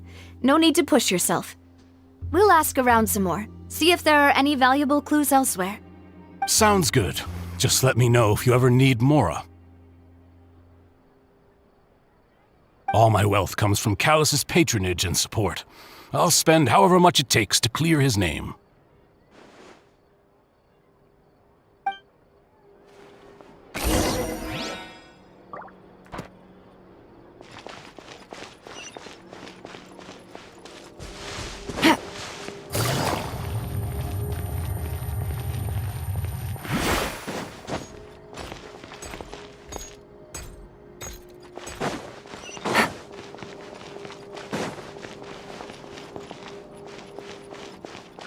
Take it easy.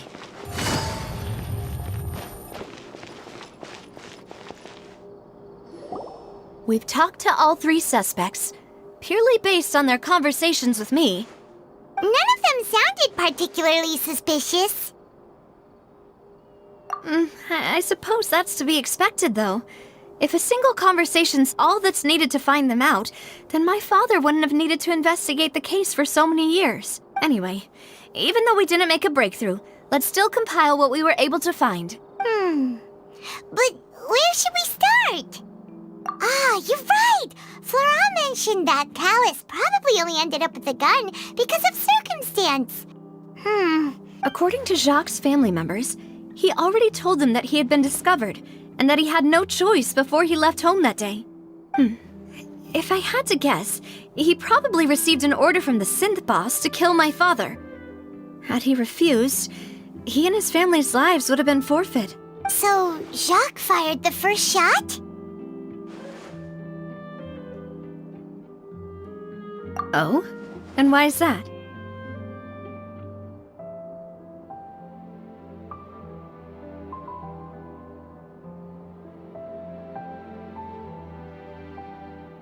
Ooh, that's a good point.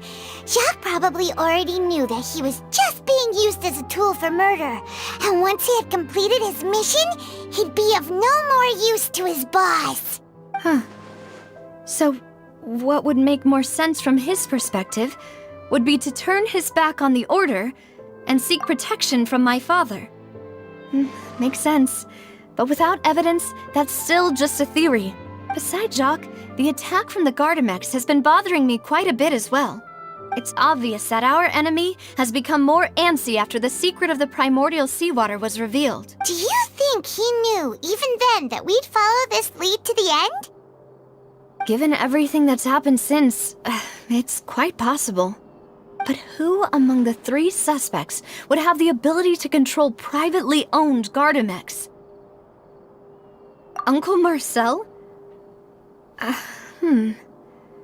My father did really trust him. And they worked together on a large number of projects. Maybe that's how he got to know Jacques. And with funds from the Confrérie, he could also afford a large number of Gardamex.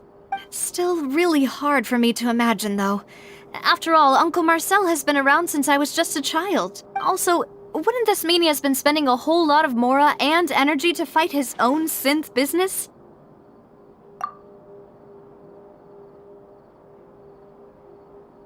Florent?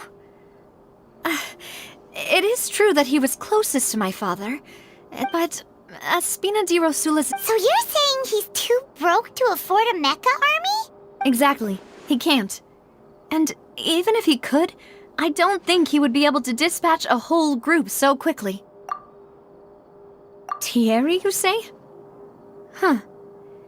It is possible that he's figured out a way to convert the Gardamex for personal use. But I didn't feel like he was lying when he was talking to us about the mecha.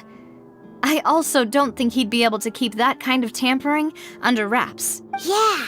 Had he actually tampered with the mecha, we'd be able to prove it with a simple check of the guard's inventory. If the mecha were taken from the guards, it should be pretty easy to find out when and how that happened. Who could it be?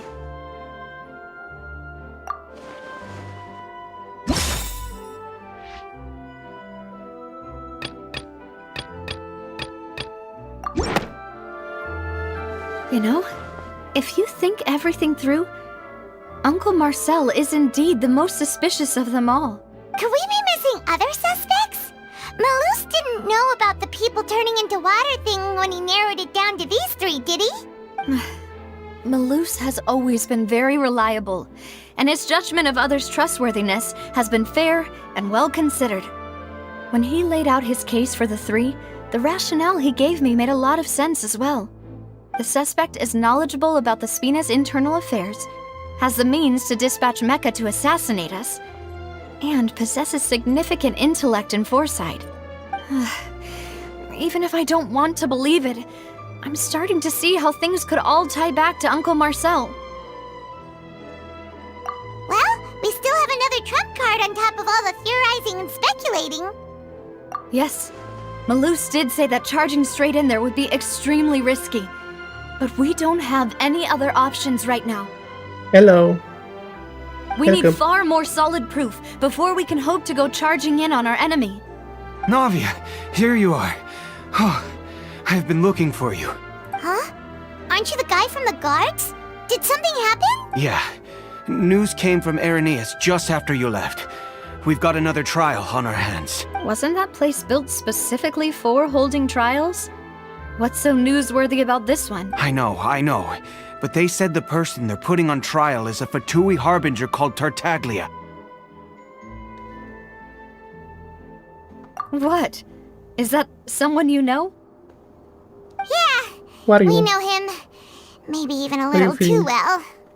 Well, he's been accused of being the true culprit behind the serial disappearances case. It's absurd, don't you think? Wait, how? None of our investigations have had anything to do with him. That's what I thought was strange about it, so I came to tell you the news right away. If the charge against him stands, then it'll be next to impossible to get the guards to support any of our planned investigations. Right. Because they'll think they've already found the culprit. Yeah.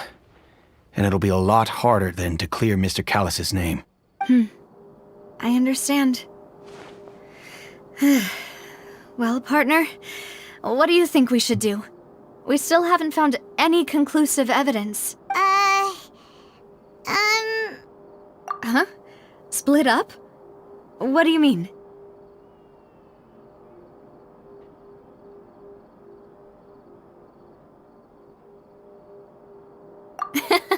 Just as expected of my partner. Since this is a trial about the serial disappearances case, the culprit's attention will be focused on Irenaeus, leaving his home base wide open. You're right. This is our best opportunity. All right then, let's do this. I'll stall them at the Opera House and charge Marcel as the true culprit. I won't have any chance of making that charge stick, though, unless we find more evidence. It'll be up to you to make it back in time and hand the decisive evidence to me. We'll help you, just like you helped us in Linny's trial. Demoiselle, please allow us to accompany you. I'm ready. Ah, Malou, Silver, when did you two get here? We heard that you'll be leaving Poisson and figured that you might require our assistance. It's our hope that your confidence will be bolstered with the two of us by your side. Thank you so much. Then, let's make haste for Irenaeus. Paimon, Traveler, I'll see you at the Opera House. See you then!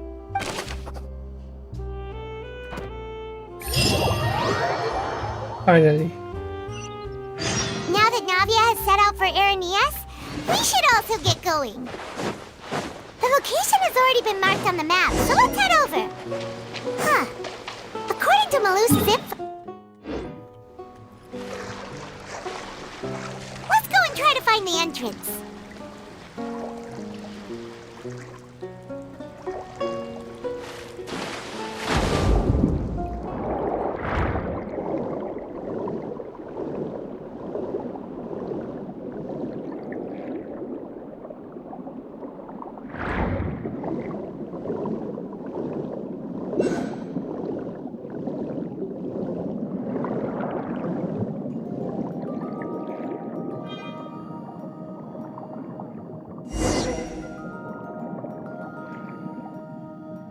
Finally found it!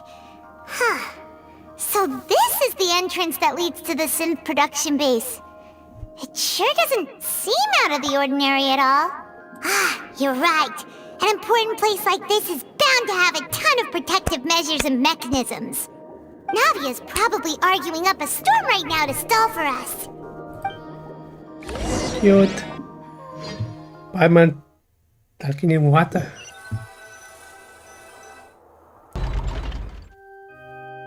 It would appear that I must repeat my question again, Mr. Tartaglia. Do you accept the charge that you are the true culprit behind the serial disappearances case? To be perfectly honest, I don't understand your country's complicated court system, or the reason why I'm being charged with something I've never even heard of. However, I did hear that people who have been charged can choose to participate in a duel to clear their name. Is that right? In which case, as long as I accept the charge, I can have an all-out fight with that champion duelist Clorend, right? I've got to admit, that's one of the most enticing offers I've ever received. When I privately sparred with her last time, she was obviously holding back. Real disappointing. Hey! Don't you understand? You're currently the prime suspect for a major case. This isn't the place for you to be looking for fights. Oh? Sounds like the Hydro Archon wants to lecture me on the ways of the Opera House. Then why don't you duel me too? I'm the kind of student that learns best in the heat of battle. No. That's not what I meant.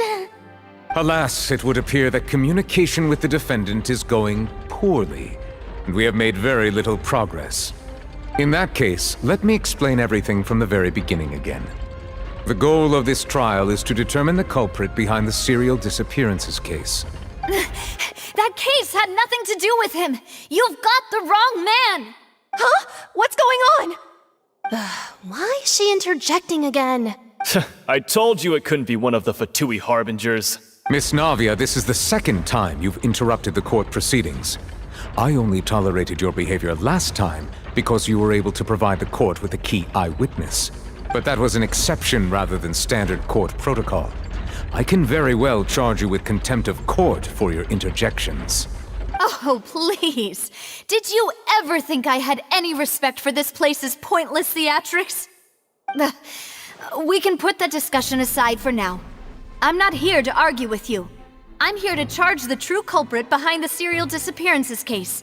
And if my charges prove true, then Tartaglia here will be proven innocent by default. Correct? Oh, a young lady has charged in and offered to clear my name. How fascinating. Well, I'd gotten half bored to death by all these rules and procedures anyway. So I'll take you up on that offer. So, Your Honor, is there nothing else for me to do now? You may take a seat for now in the audience, but that doesn't mean the suspicions against you have been lifted. Now then, Miss Navia, who is the person you would like to charge instead? That person is...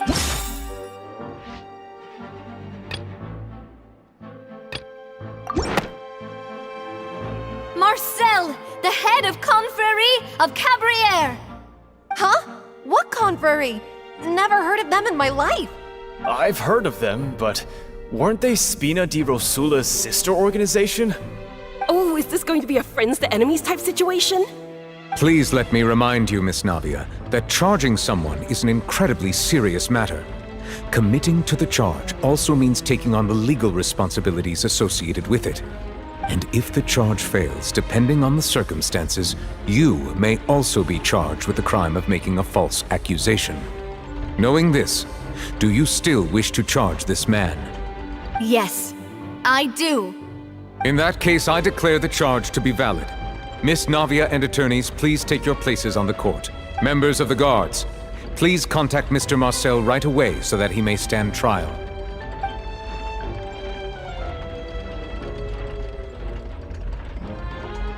Mr. Marcel, you will not require an attorney. Is that correct? Apologies. It all just happened so quickly. I still haven't figured out what's going on. I think an attorney won't be necessary. This is probably just a misunderstanding between me and Navia. Very well. In that case, since both sides have now arrived, Miss Navia, please present your charges. I would like to take everyone back to 3 years ago, to the case of Callus the Unfaithful. Only through elucidating what really happened in that case can we connect all the dots for the serial disappearances case. Navia, do you really think that I was the one who killed your father? Come on, why would I do that? Callus was my benefactor, and remember both you and I only ran to the scene when we heard the sound of a gun. If that's enough to make me a suspect, wouldn't that make everyone at that banquet a suspect as well? I think there's no point in getting into the specifics right now. The audience doesn't even have the big picture yet. Even I'm struggling to remember some details of that case. Exactly correct, Your Honor. I must refresh everyone's memory about that case before I can explain my charge and reasoning. I see. In which case, I will recount the findings about that case as originally recorded by Maison Gardiennage.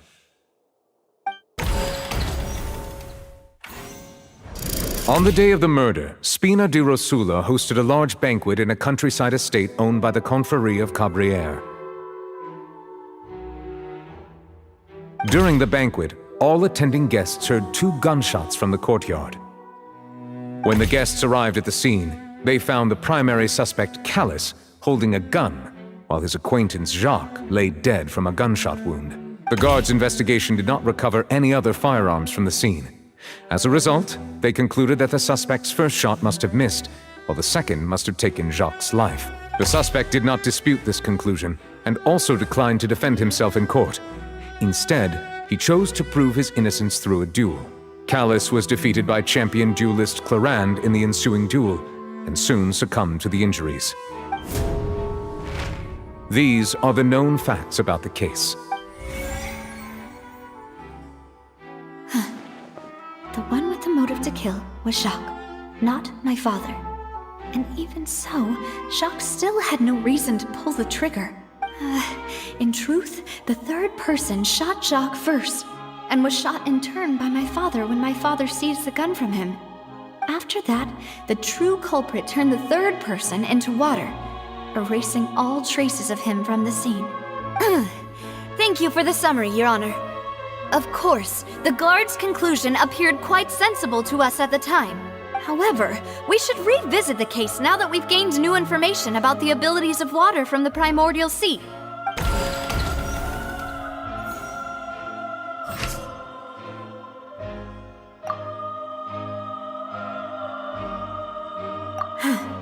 Something's not right.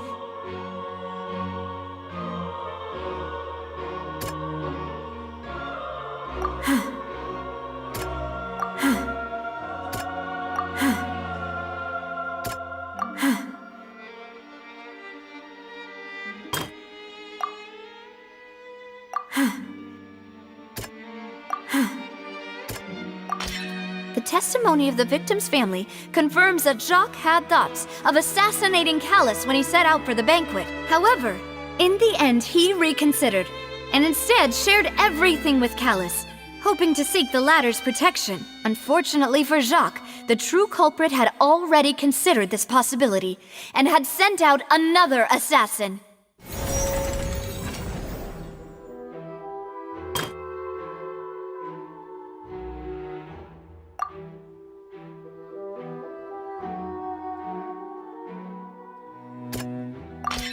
This assassin first shot Jacques, then turned to shoot Callus, only for Callus to wrestle the gun from him and kill him instead.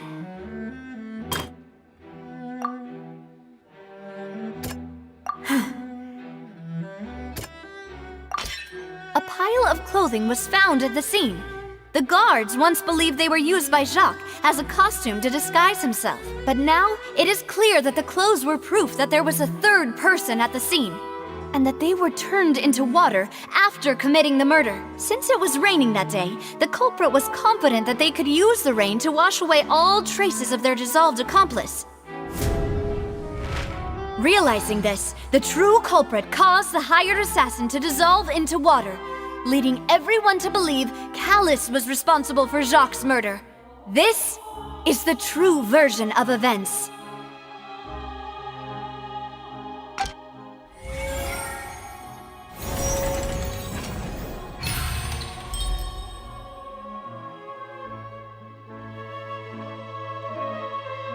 So that's what happened. Wait, you're telling me something as dangerous as water from the Primordial Sea has been used for all these years? What a great theory. It also explains Callus's and Jacques' respective motives. I guess they didn't shoot each other after all. Mr. Marcel, you are the one being charged with the crime. You should provide a rebuttal if you wish to prove your innocence. But I think I agree with everything Navia just said. In fact, there was nothing in her speech that directly implicated me.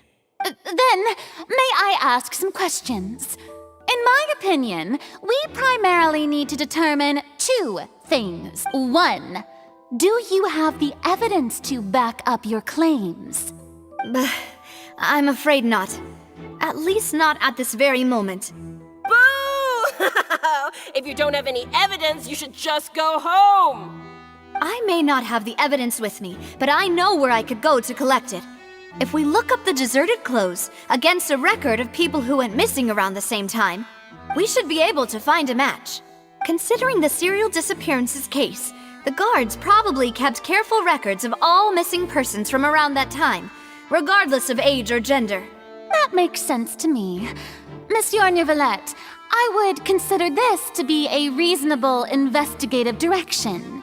Why do I feel like Farina's acting a little differently today? Maybe she's scared of embarrassing herself again? Alternatively, she's become more diligent after charging an innocent citizen in the last trial. My second question has to do with the ensuing duel. If the truth is indeed as you describe, then why didn't Mr. Callus explain himself in court? If he had testified that a person had been dissolved, he could have at least mounted a defense. I've thought about this too, and the answer is actually pretty simple. He felt there were things that were more important to him. The dissolving power of water from the Primordial Sea is an important secret for the true culprit of the serial disappearances case. My father could have exposed it for all to see, but he chose to take it to the grave.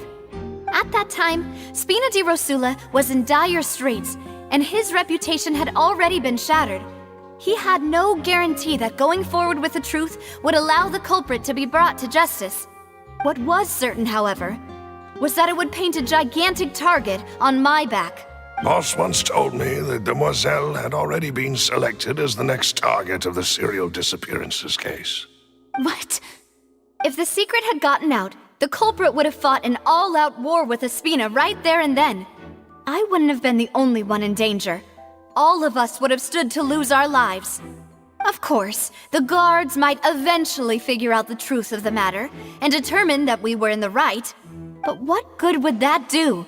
How can a hollow verdict protect anyone? Had this opera house ever given my father any kind of confidence in its brand of justice, Spina di Rosula would have had no reason to exist. But by staying silent, we retain the ability to deter our opponents and continue the stalemate. I was able to become Spina di Rosula's president, which made me harder to target, as well as giving me more time to grow and learn. And once I have figured out the truth and stepped up to the challenge, I will do what this opera house cannot, and restore my father's truth and honor back to him. So, you mean to say, your father intended to die in the duelist's ring? That's right. Do you have any proof? Of course. All you need is to ask his opponent, Clarand. I don't need your apology, your guilt, or your support from the shadows. You don't have to do anything for my sake. But since he entrusted his will to you, Clarand, you should tell us the truth about his sacrifice. So, during the duel, did you believe that Callus was intending to die? Yes, I did. As a champion duelist, I've fought many battles and taken a countless number of dishonored lives. In my line of work, I've seen all kinds of people give their all for the faintest hope to continue living. Some were determined, others passionate, and some even manic and twisted. Just one look and I can tell if a duelist is hoping to live or if they're looking to die. I hereby swear on my name and honor as a champion duelist that Mr. Callus never intended to leave the ring alive. Since that's your testimony, I have no more questions. It appears there really are good grounds to reopen this case. I concur. However, Miss Navia, you still have not explained the link between your father's case and the serial disappearances case. Right? What she said was fascinating, but kind of beside the point. Wait, weren't they just talking about the serial disappearances case? Of course, Your Honor. The two cases are connected via a matter of timing. In my father's case, the culprit intended to kill both Jacques and Callus. As a result, they planned to act after hearing 2 gunshots. And at the end of Linny's trial, the culprit also only dissolved the victim in front of everyone because they realized they were at risk of being identified. The culprit could only time their actions so precisely if they were already at the scene. Coincidentally, Marcel attended both the banquet and the trial. So that's why you suspected me. Even after hearing your reasoning, I still can't help but find it a little preposterous. I'm used to it, though. You've always been an impulsive and sentimental child, Navia. It's one of your most endearing traits. No need to appeal to pathos. I won't try to refute your points one by one, but even if everything you just said was true, can you prove that I was the only person present at both events? On top of that, does a person have to be physically present to control the timing? Can't someone remotely monitor the place? Don't know what she can say to that. I know that even with that, you might still think you can reduce the list of suspects with some further investigations, until I'm the only one left on the list. Alas, who won't feel at least a little hurt by an accusation of murder from a girl you see as your own daughter? But if I were to dismiss this completely, you'd also think I'm not being considerate of your feelings. Ah well, let Uncle Marcel teach you another lesson. Do you know what the biggest flaw in your reasoning is? I suppose you're gonna tell me anyways. It's timing again. I'm a businessman by trade. From that standpoint, there's no reason for me to kidnap young women. It's a high-risk action with nothing to gain. In addition, I left my home in Snezhnaya when I was young to come to Poisson and work in some trade. My business only thrived when I received Callus's patronage. But the disappearances began before I ever stepped foot in Fontaine. I do apologize, demoiselle. This was my mistake. No, it's not your fault. I'm sure he had come prepared. Is there anything else you'd like to say? Would you like to check the date of my... You can also take a look at my border entry records, or ask my friends and family when I left Snezhnaya for the first time. Could those records and testimonies do something to appease the unspeakable anguish in your heart? Seems like she got the... At this rate, Navia will be convicted for falsely accusing him. I think you've done a superb job of dissecting your father's feelings as he neared the end of his life. But aren't you going against all of his wishes and expectations right now? He wished for you to become more rational, collected, and conscientious, instead of dwelling only on your own feelings. Once you've learned to be more considerate of others' feelings, and to stop rushing headlong into things, you'd have met most of his expectations. This isn't just about me, and it never has been. The biggest difference between me and the rest of the victims is that I still have the ability to search for the truth. While that same agency has long been taken from them, the people whose families were destroyed by synth abuse, the people who lost their loved ones to the serial disappearances, and the people who suffered tragic ends due to their sense of justice. Many people's images are flashing before my eyes. I'm sure some are coming to those of you in the audience as well. And whose image do you see, Marcel? Is it a man named Vacher? Oh, so you do know that name. I'm merely surprised you'd suddenly say the name of someone I've never even heard of. I was waiting for you to say that.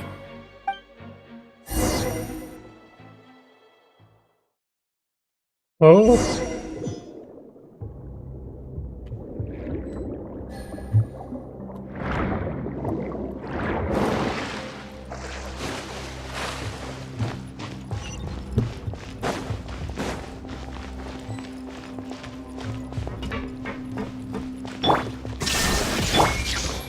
I see everything.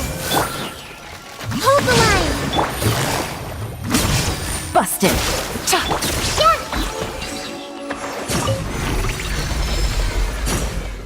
Whoa! The floor is going up. Is it because of this mechanism in the mid?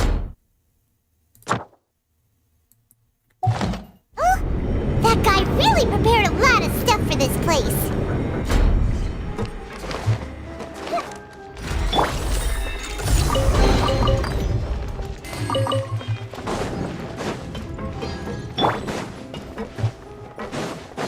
Paimon thinks we need to go up, but Paimon doesn't see a way. Let's take a look around. Maybe we'll find a hidden mechanism that'll show us the way up.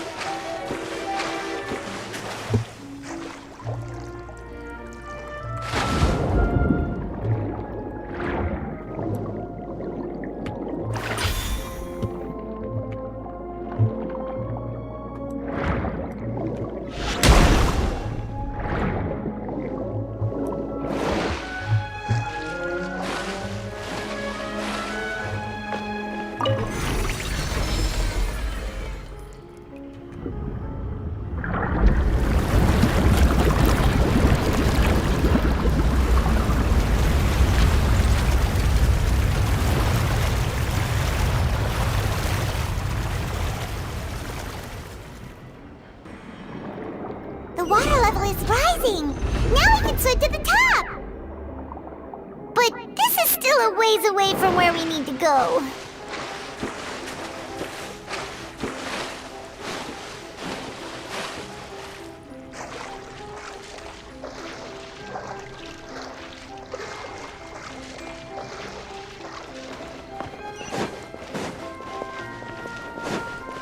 There is no escape! Hey! Gotcha! These are about to get tight. Everyone hold hands! The Temple of Wisdom! Yeah! Yeah!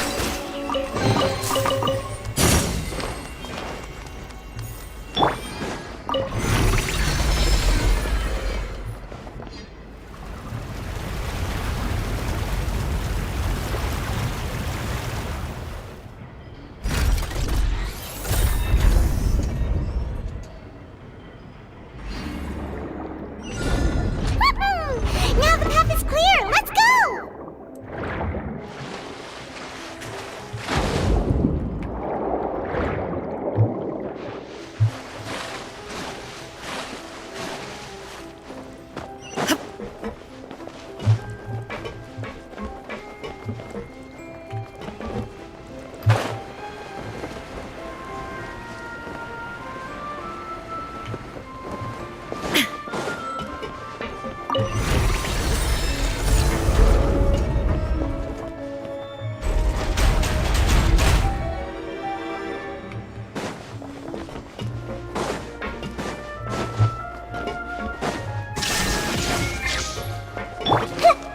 I see everything! Quietly now. Game's up. Fun's over. Allow me! Taurus, bring refuge! Hey! Sharing my knowledge!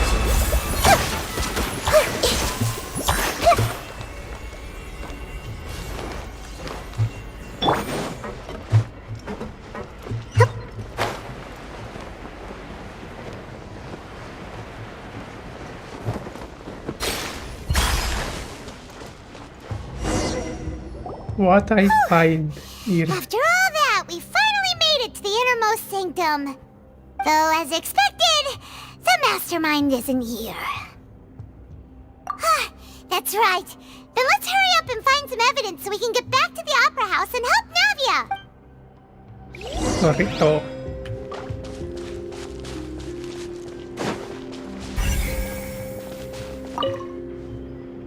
Let's see what's written here.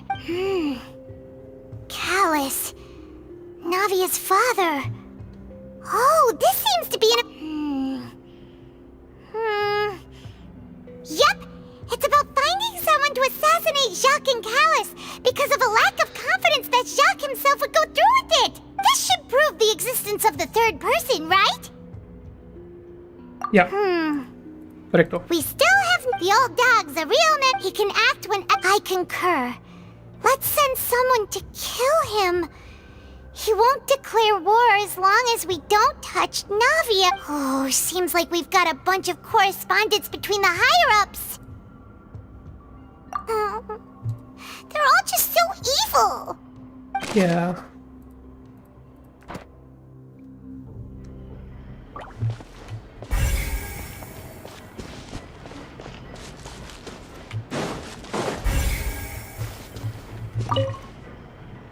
What's all this?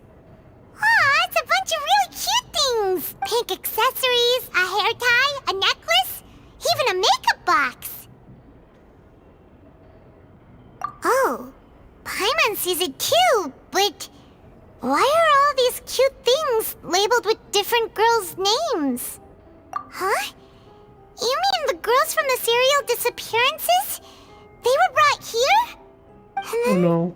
they were turned into water, and all the boxes of things. These names. That means... Oh, this is terrible!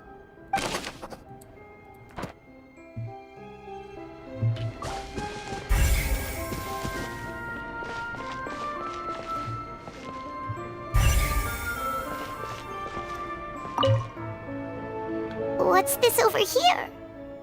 Looks like some kind of place for research. Experiment number 16 aims to verify Jacob Ingold's research conclusions on the Primordial Sea and use his theory as a foundation to achieve a breakthrough.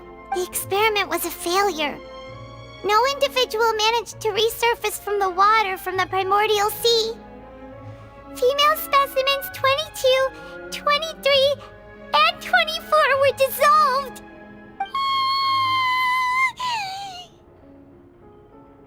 Oh, damn Paimon. Sorry, Traveler. Paimon will try her best. It's just that Paimon's never read something so scary before. How can someone write something that terrible in such a matter-of-fact tone? You read the rest. Paimon's too scared to keep going. So that's why he did all of these experiments. But did he really think he'd be able to find a way just by dissolving people over and over? That's just insane! Huh? Isn't that the name you heard by the fountain? Paimon thought Fountain. he was an eyewitness in the serial disappearances case. You mean Vache is the one who did all of these... experiments? So that's it! Vache was no victim, but personally took his lover and... No, that's not it either! If that's the case, why would he want people to resurface from the water? In any case, Paimon will write it all down.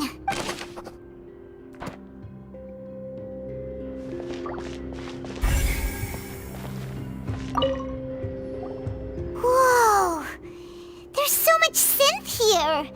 And so many bottles of ingredients that probably just contain the water's... Mixing in progress, ready to drink, stock sample? Huh. They've also got all the synth pretty clearly labeled. Whoa, there's even fruit-flavored synth? Yep, it's super obvious. Synth.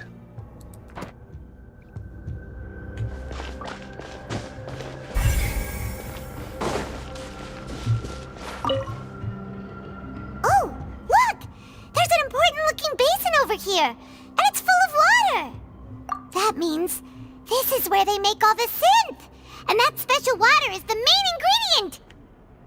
If you dilute it with normal water, you'll get synth, but the pure stuff can dissolve a human. Paimon will take notes on this We've looked at almost everything here, and it seems like our theories were spot on. Yeah, we haven't found anything that reveals his true identity. No wonder even Nervalette wasn't able to find anything. Whoever it is probably destroyed everything to do with that name a long time ago. That way, even if we bring all this back to the opera, we won't be able to identify the true culprit. Sure thing. Paimon won't admit defeat to this guy either.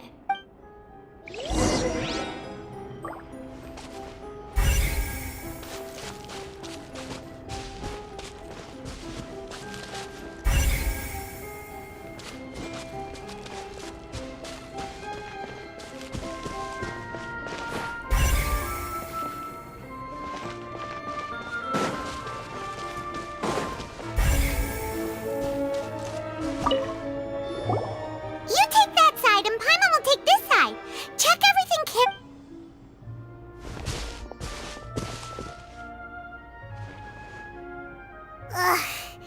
nothing at all. And Paimon can't even find snacks either.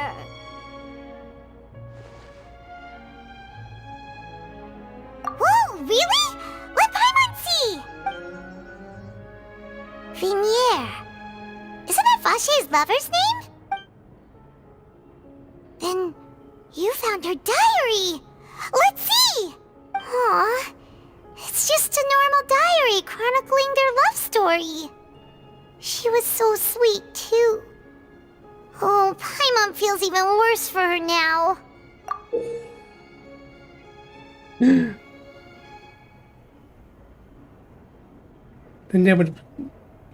The name. So many! A whole page's worth! But they're all crossed out. Was she unhappy with all of them? The final name she decided on was... Marcel. Wait, But Marcel's pretty old. Has this case been going on for so long that he's Vacher and Venier's grown son? Hey! Paimon still hasn't figured it out yet.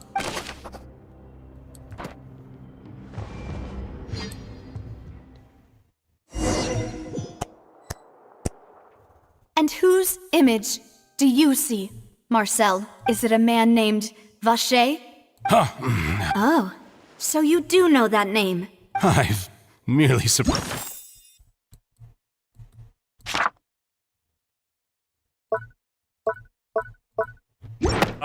You'd suddenly say the name of someone I've never even heard of. I was waiting for you to say that. Navia! We're back! As expected of my partner. I just knew you'd return in the nick of time. Just how often do you intend to flout the rules of this court?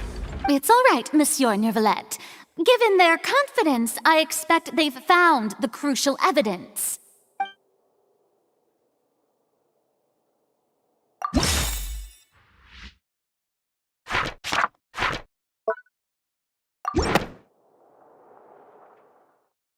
But the truth of it, Marcel, is that you've always been Vacher. Huh? We've investigated your lair and we already know everything! After your lover, Venier, was dissolved, you kept abducting young women to experiment on the hopes of bringing her back to you! You even created Marcel as a new identity and destroyed all records of your past as Vacher! So that's it.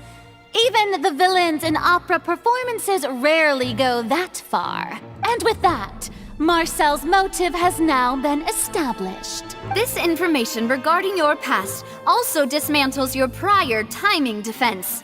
Well, Marcel, do you know where you went wrong? You fixated your gaze on the lover that passed away, instead of paying attention to the living people around you. So, you never noticed how we changed, or how we grew as individuals. You also never understood Boss's real expectations for his daughter. Or our determination to see things through. Your determination. Mr. Marcel, please speak up now if you would like to defend yourself. Otherwise, the trial will move on to the next stage. Do you really think I wanted to do any of this? Pay attention to you? What for? Have you ever paid attention to me? Ever empathized with my pain? Ever known how it feels to watch the love of your life dissolve right in front of your eyes? No one helped me. No one even believed me. All those decades ago, even the officers from the Maison Gardiennage were laughing at me. They said there's no way a human being can turn into water. So I must have gone mad from grief. Venier's death was brushed away by all of you as if it didn't matter at all. Well, now you know, don't you? Ha! Well, it's too late now. All those who were dissolved are gone forever. You only have yourselves to blame. You set up this ornate opera house in pursuit of your so-called justice, your beloved drama, while turning a blind eye to the suffering of the people. Venier is dead. We promised each other that we would always be together. Wherever she goes, I will follow. But I'm not from this blasted place. So I can't be dissolved. No matter what I do. Hey, is that water from the primordial sea that he's drinking? I can't dissolve! Can't dissolve! Can't dissolve! Do you all see? I can't go! I can't follow! So if I can't go where she is, what choice do I have but to try to bring her back? I did all of that, and in the end, that accursed Callus still got the better of me. I spent my entire life living on pins and needles, only to get stabbed by his idiot daughter at the very end. The suspect is exhibiting signs of mental distress. Guards, please restrain him. Don't touch me!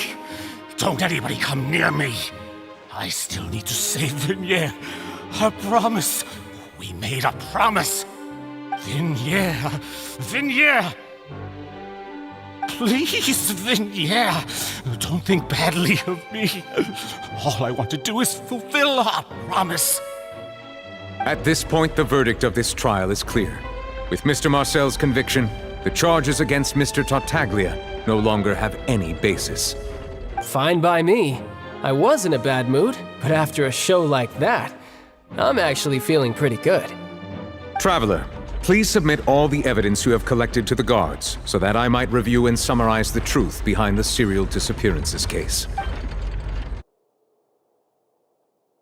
The man now known as Marcel was originally named Vacher and worked as an adventurer with his partner and lover Vignere. During an underwater expedition, Vignere accidentally came into contact with water from the Primordial Sea and was dissolved in front of Vacher as a result.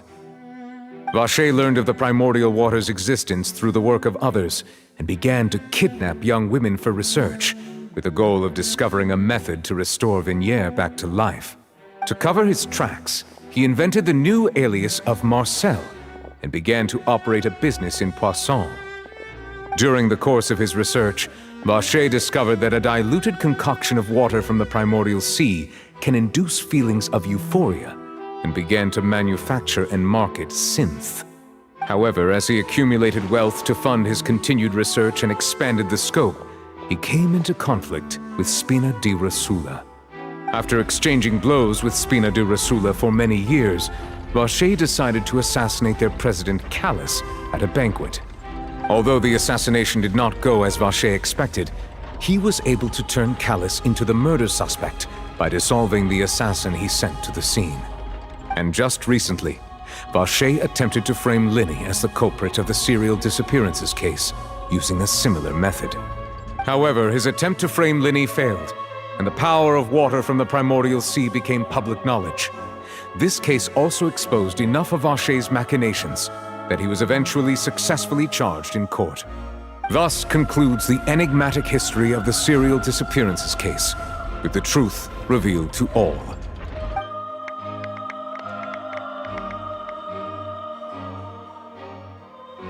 The Oratrice will now deliver the final verdict regarding the charges against Mr. Vacher.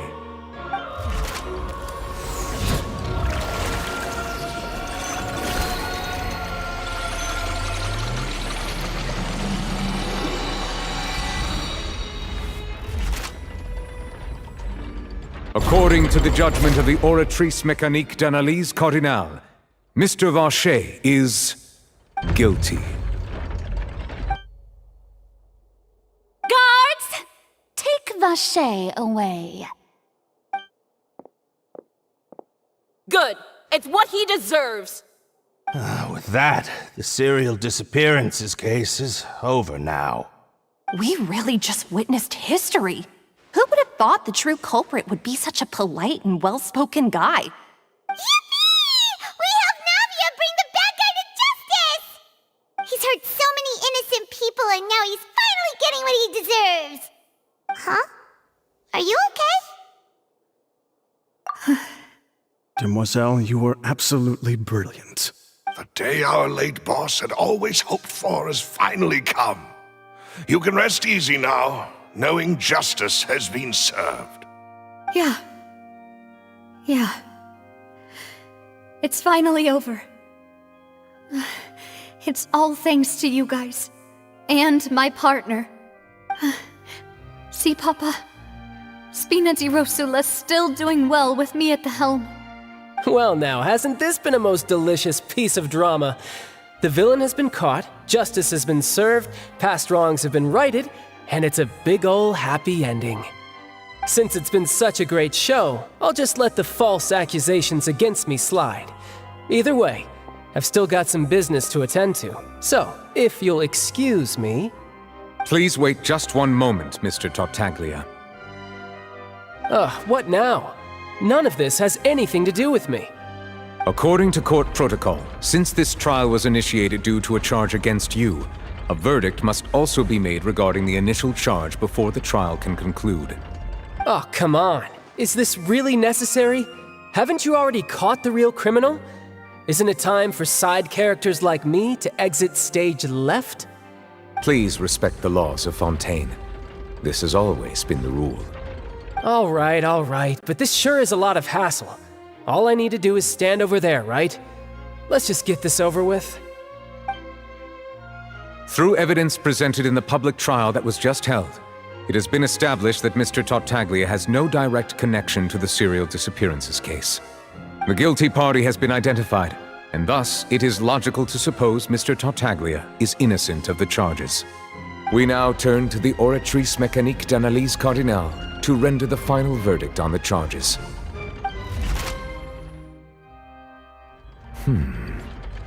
According to the judgment of the Oratrice Mécanique d'Analyse Cardinale, Mr. Tartaglia is guilty. What? Hey! That's not funny! Didn't you just say I'm supposed to be innocent? What's with this verdict? Is your justice machine malfunctioning? Huh? This has never happened before. The Oratrice actually returned a different verdict from the Chief Justice. I mean, have you ever heard of an innocent Fatui Harbinger? Do you think the Oratrice might have just convicted him on general principle? But weren't the charges about the serial disappearances case? No matter what else he's guilty of, it shouldn't have— The judgment of the Oratrice Mécanique d'Analyse Cardinale is, by law, the final verdict of the court. We must accept the guilty verdict. Guards, please take the suspect into custody per court protocol.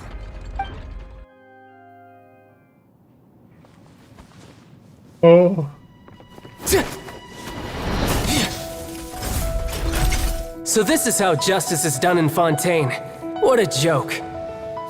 Yeah, a joke. You've got your rules. Well, I've got mine too!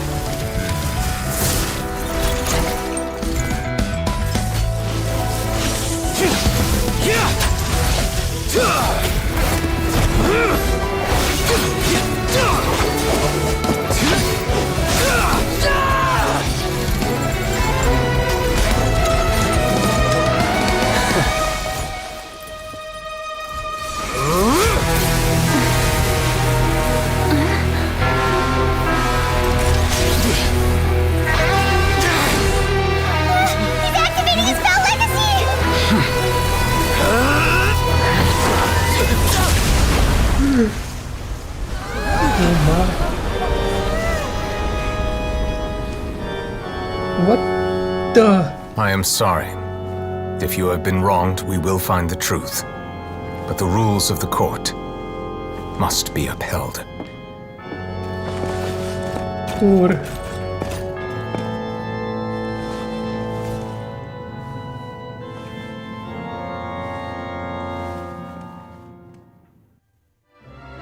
The ship just Hey, Monsieur Novelette, what's going on? Ship may have been cleared already? Apologies. This is also the first time I've encountered such a situation. However, according to the rules established at the conception of Fontaine's court system, the Oratrice's judgment is the final verdict of the court. All I do is follow court procedure. As for why the Oratrice arrived at the conclusion it did, you should probably ask someone more knowledgeable than me.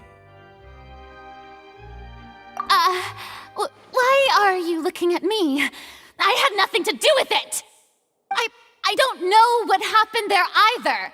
Hey, stop staring at me! What does Lady Farina mean by that?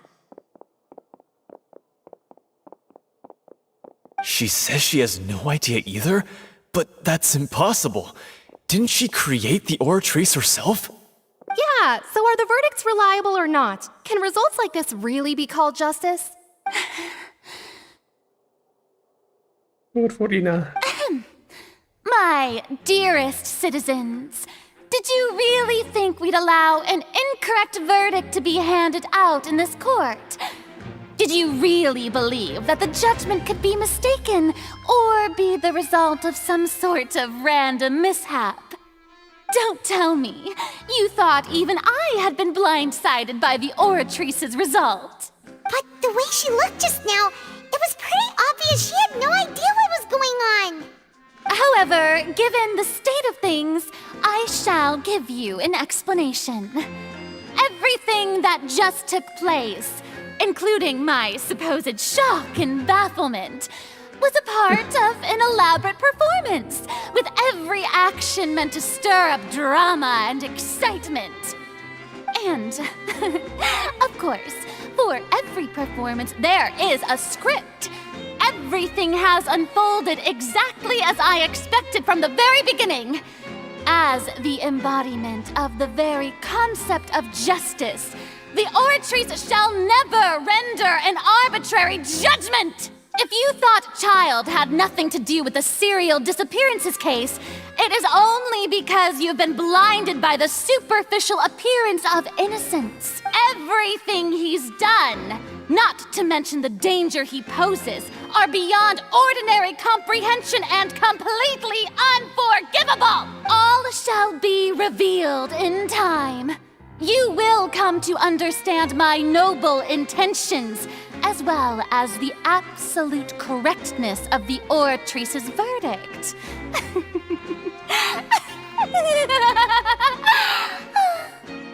Now, having said that, although I hate to leave things hanging in suspense, it is now time for this performance to end. As the lead actress, I shall be the first to take my leave. Toodaloo! So she chose to make her escape after all, did she? So you're saying we shouldn't put much stock into what she just said?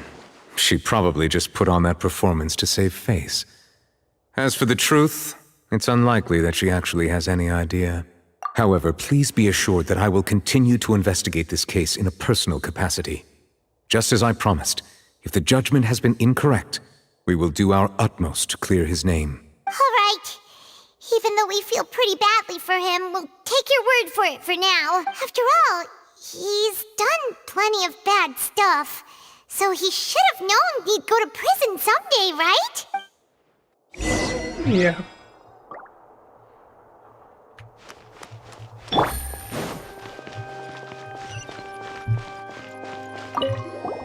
Oh, Monsieur Neuvillette! That power you showed when you took him down. Who are you really? I'm the Chief Justice of Fontaine, of course. If officers of the law lack the strength and capability to enforce it, then it makes a mockery of justice.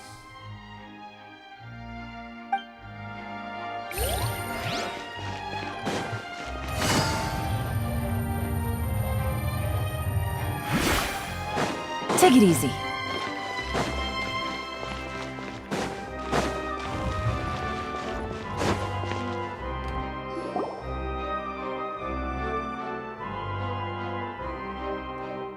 Hey, what are you doing? Quick, stop him! Traveler! Hey! Traveler! Marcel! What are you doing over here? Stop resisting arrest! Cease, or we'll add another charge to the list! No, wait! I just want to ask the Traveler something.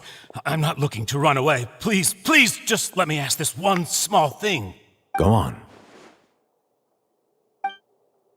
Thank you. I was being led away when I finally realized something. Where did you first hear the name Vacher?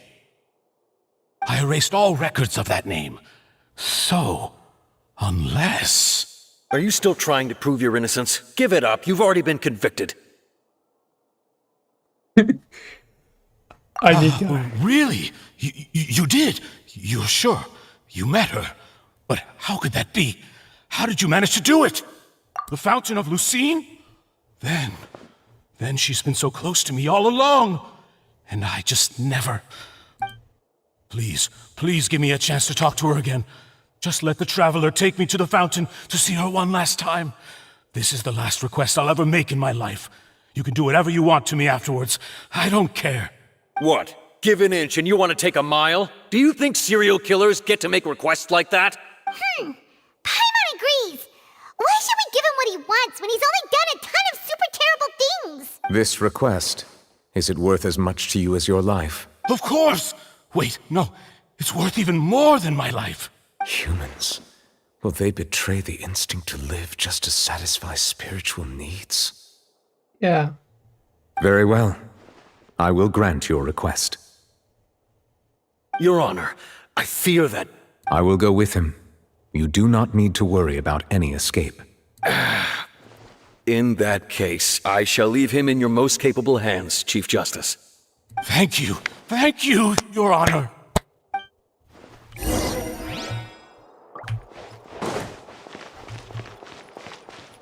He will see its consequences.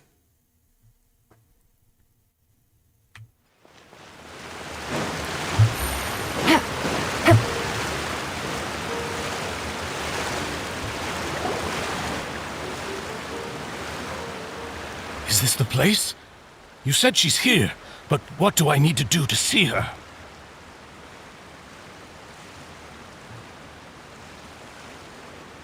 Yeah, and even Paimon could hear her after drinking that thing. Didn't you just drink a lot of it on the stage as well?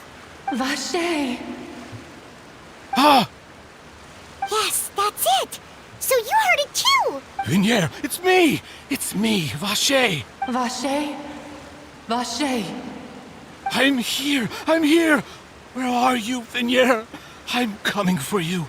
I'm finally here for you. Hey, wait! Be careful! Hey! Vinier, is that you? It's me, Vache! Vinier! Vache? Why did you come? Didn't I say? You don't need to look for me. You look a lot older than I remember. How long has it been? It's been more than 20 years. I've suffered for over 20 years since the day you left. All this time, only the thought of bringing you back has kept me alive. Nothing else mattered to me. I must be dreaming. Who would have thought I'd get the chance to tell you all of my feelings like this? Vinier, you are my everything. I really don't know how I could live without you. But Vache, if you ask me, this world would be better off without you. What are you saying? If not for you, I would have finished my law degree and probably become a top-tier attorney one day. If not for you, I would have continued to pursue my love of the arts, and my works would have been displayed in the Palais Mermonia itself. If not for you, I would at least have been able to take care of my mother. And she would not have grown old and died alone, with nothing but the tears on her cheeks. It's all because of your selfishness, Vache. It's all because of you. You... Wait, you are not Vinier. Who are you? You're right. I am not Vinier. I am the sacrifices. Every woman who died by your hand, as our bodies dissolved, our consciousnesses flowed back to the Primordial Sea. Our thoughts circulated endlessly within the Primordial Sea, and we were no longer individuals. But we became one, just as streams of water come together in the sea. I'm Cressy. I'm Lemony. I'm Azine. The only one I am not is Vinier. Why? But then, where is Vinier? She doesn't want to see you anymore. Every tendril of her consciousness is avoiding you. This is what you get for your selfishness. Your selfishness robbed us of our lives and our futures. You said time and time again that you'd do any and everything for her. But did you ever consider whether she'd want to see you do the things that you did? If she would despise you for what you became?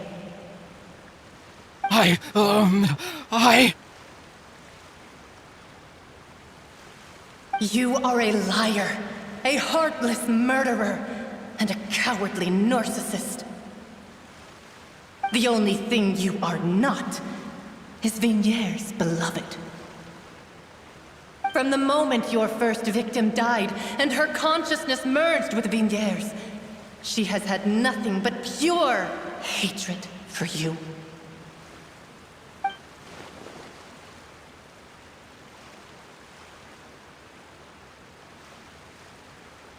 No! Yeah! She can't hate me. Let me see her. Please! Have mercy! You still don't understand. When I said don't look for me, that came from the real Vigniere. She really doesn't want to see you anymore. But on top of that, she also said that because it's her final drop of pity for you. She said that because she knew that if you did come here, we will show no mercy to you.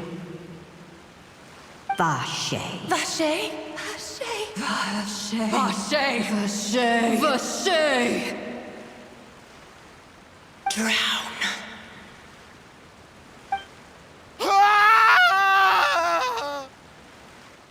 Oh my.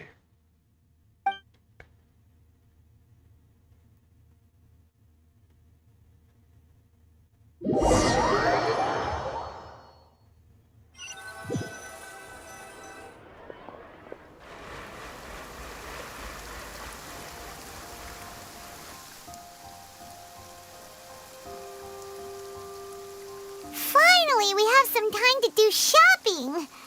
Gosh, it's really been a long time since we've been able to relax. Ah, well met, partner. I knew something great was going to happen when I woke up in such a good mood today. Even this weather can't put a damper on the demoiselle's mood. It's a pleasure to see you both again. Oh, hey, Navia! It's been a few days. Paimon's already started to miss you. Oh, now that I believe. I'm easy to work with and always bring home the bacon. Who wouldn't treasure having a partner like me? Sounds like you're really enjoying life these days, Navia. What have you been busy with since the trial? It's just been one thing after the other. I've been making non-stop trips between Poisson and the courts in Sen. Everyone from Spina di Rosula organized a memorial for my father. We never held a memorial when he first died, since everyone knew that even if we held one back then, no one was going to come. This time, though, everyone in Poisson, and even many people from the court, all attended. So his name's definitely been cleared now. That's what we like to hear. It's been the dearest wish of Demoiselle all along. That blasted stubborn fool. I was right to put my faith in him. I'm so glad I didn't give up on the case all those years ago. Oh, by the way, I ran into Charlotte just after I left the memorial service.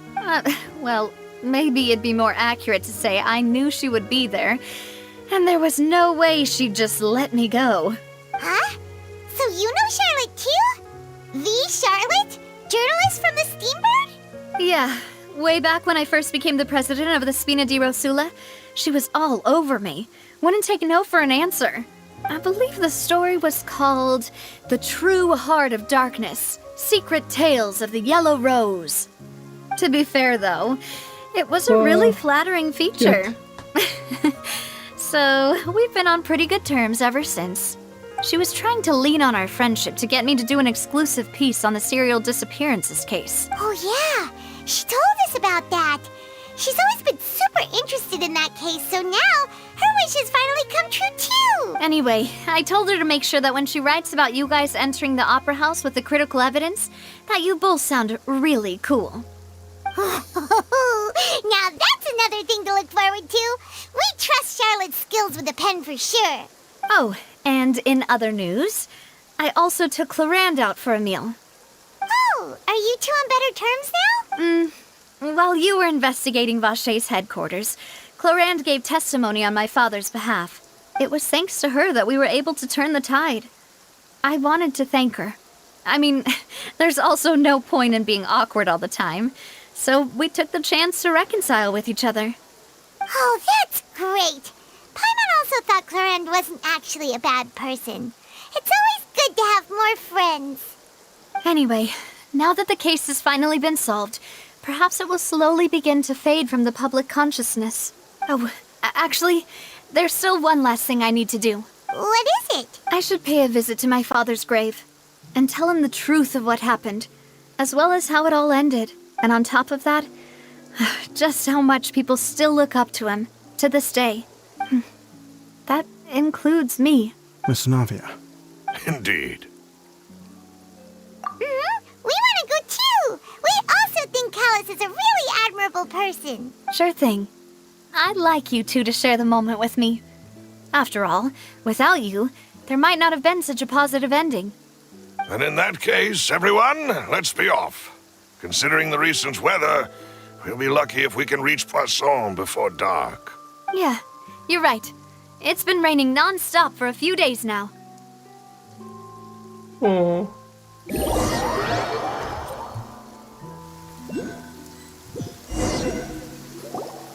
Huh. This is where my father's grave is. To be perfectly honest, even I haven't been back here for a long time. Huh? There's someone there already. Wait. That figure. It can't be...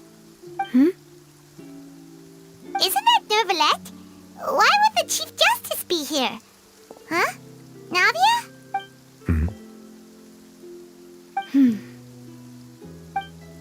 My apologies. I should have asked before coming to pay my respects. Don't say that. Sorry about that. Oh, I was trying to say there's no need for you to apologize. I wanted to show my father how much I've grown, but still, I doubt I've grown to the point that even the Chief Justice would feel compelled to apologize to me over and over. In that case, I will stop apologizing for now. You really could use some pointers on understanding human emotions, Monsieur Neuvillette. In any case, why did you come to Poisson? Well, ever since that day, I've been turning a question over and over in my head. Just what is justice anyway? There was once a time when I didn't want to believe that there could be anything more important to humans than life itself. Oh, rather than that, it's probably more truthful to say I didn't believe humans were capable of resisting the most basic instinct of living things. That they could rebel against their own nature, or consider certain things to be more important than their own lives. Which is also why I didn't stop your father from beginning that fateful duel. I believed that a truly innocent man would never throw away his life like that. That there was nothing, should have been nothing more important than one's own continued survival. But Mr. Callus proved me utterly and decisively wrong. If not for his sacrifice, the serial disappearances case would have remained unsolved to this day. Mr. Callus made the choice he did for his daughter, for his associates, and for many people completely unrelated to him. And in the end, from a certain perspective, one could say that he did it all for the sake of justice. A justice that's higher than life itself. So, you asked me why I came here. I just wanted to say my apologies to Mr. Callus in person. I should have noticed all of this much sooner. This regret has filled me with a sadness that has haunted me for days. That high and mighty chair in the Opera Epiclese indeed insulates one from many important things. Spina di Rosula, thank you so much for your hard work and perseverance. I'm sorry for being mad at you before. So, you're actually one of those types that's cold on the outside, but pretty thoughtful on the inside, huh? That reminds me of Silver, one of my guys. Sorry about that. Self-expression is not one of my strong suits. Didn't I just say you don't need to apologize? Ah, so Navia and Neuvillette seem to have made their peace as well. Let's not disturb them for now. We can...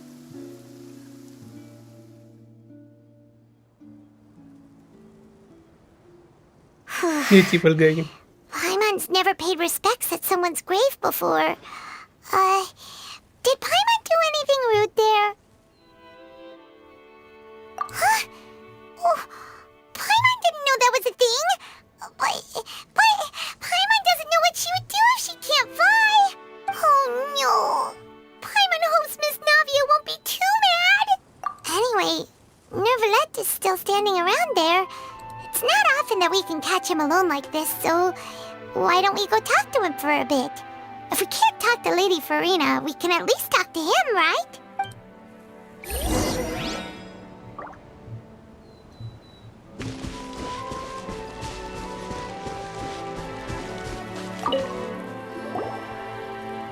Oh, it's you two. Did Miss Navia invite you to come pay your respects to her father? Mm-hmm. We ran into Navia on the streets today, so we just followed her here. I see. Then is there something that I can help you with? Well, it's pretty hard to run into you like this since you're usually super busy. So we figured we could try to ask you a few questions, if that's okay. Please feel free. Though outsiders, you helped us solve one of the greatest mysteries in Fontaine, and it would be my pleasure to return the favor.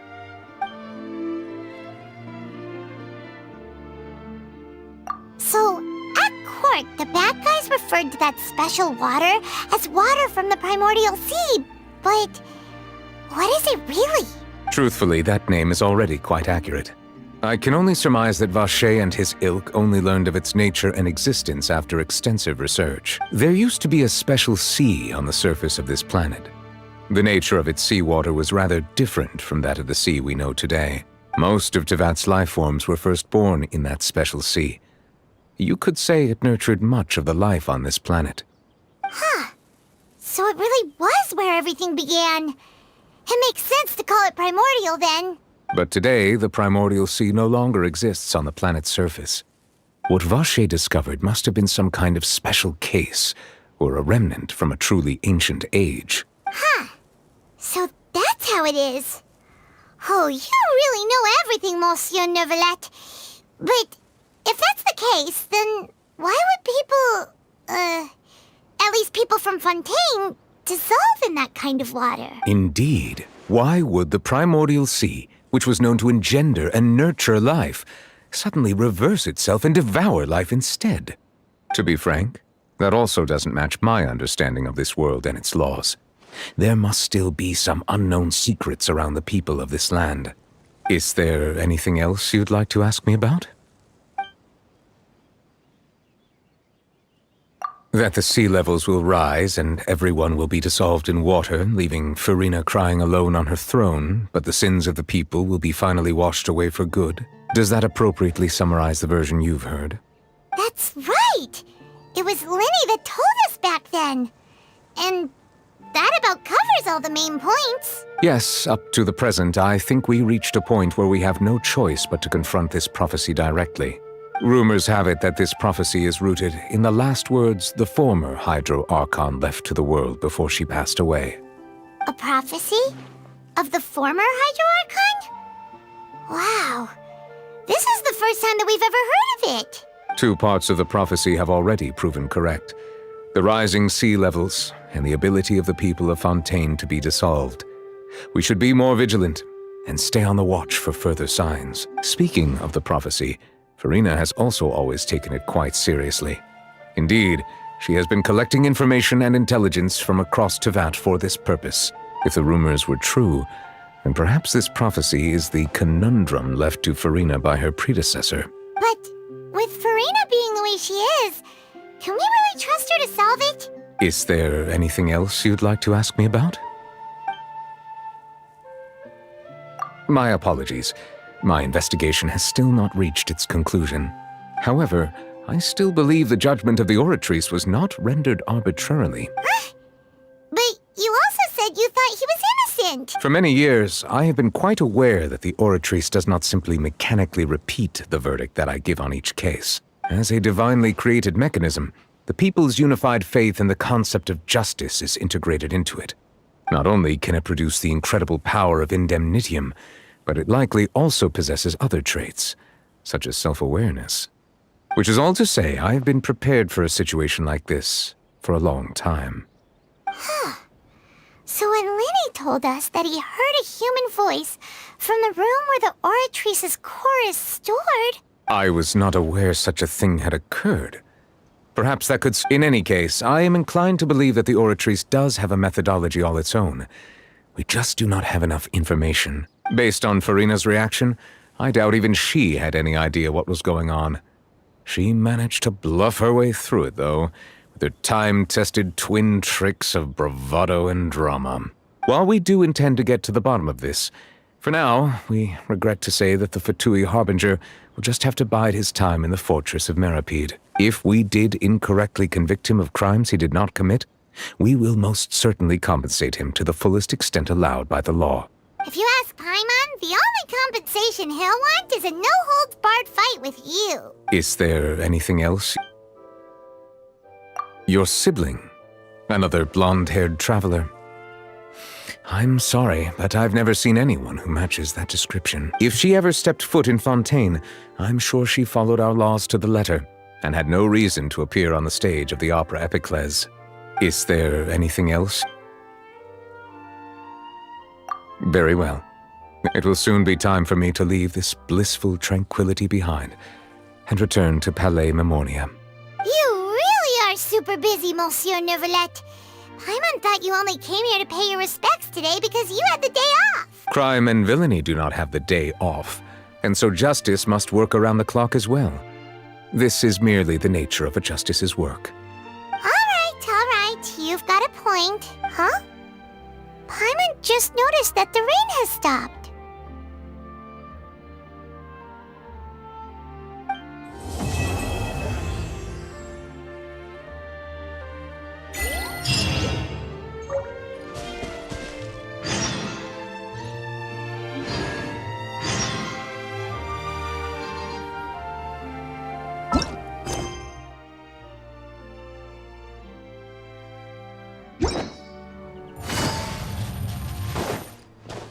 This is all.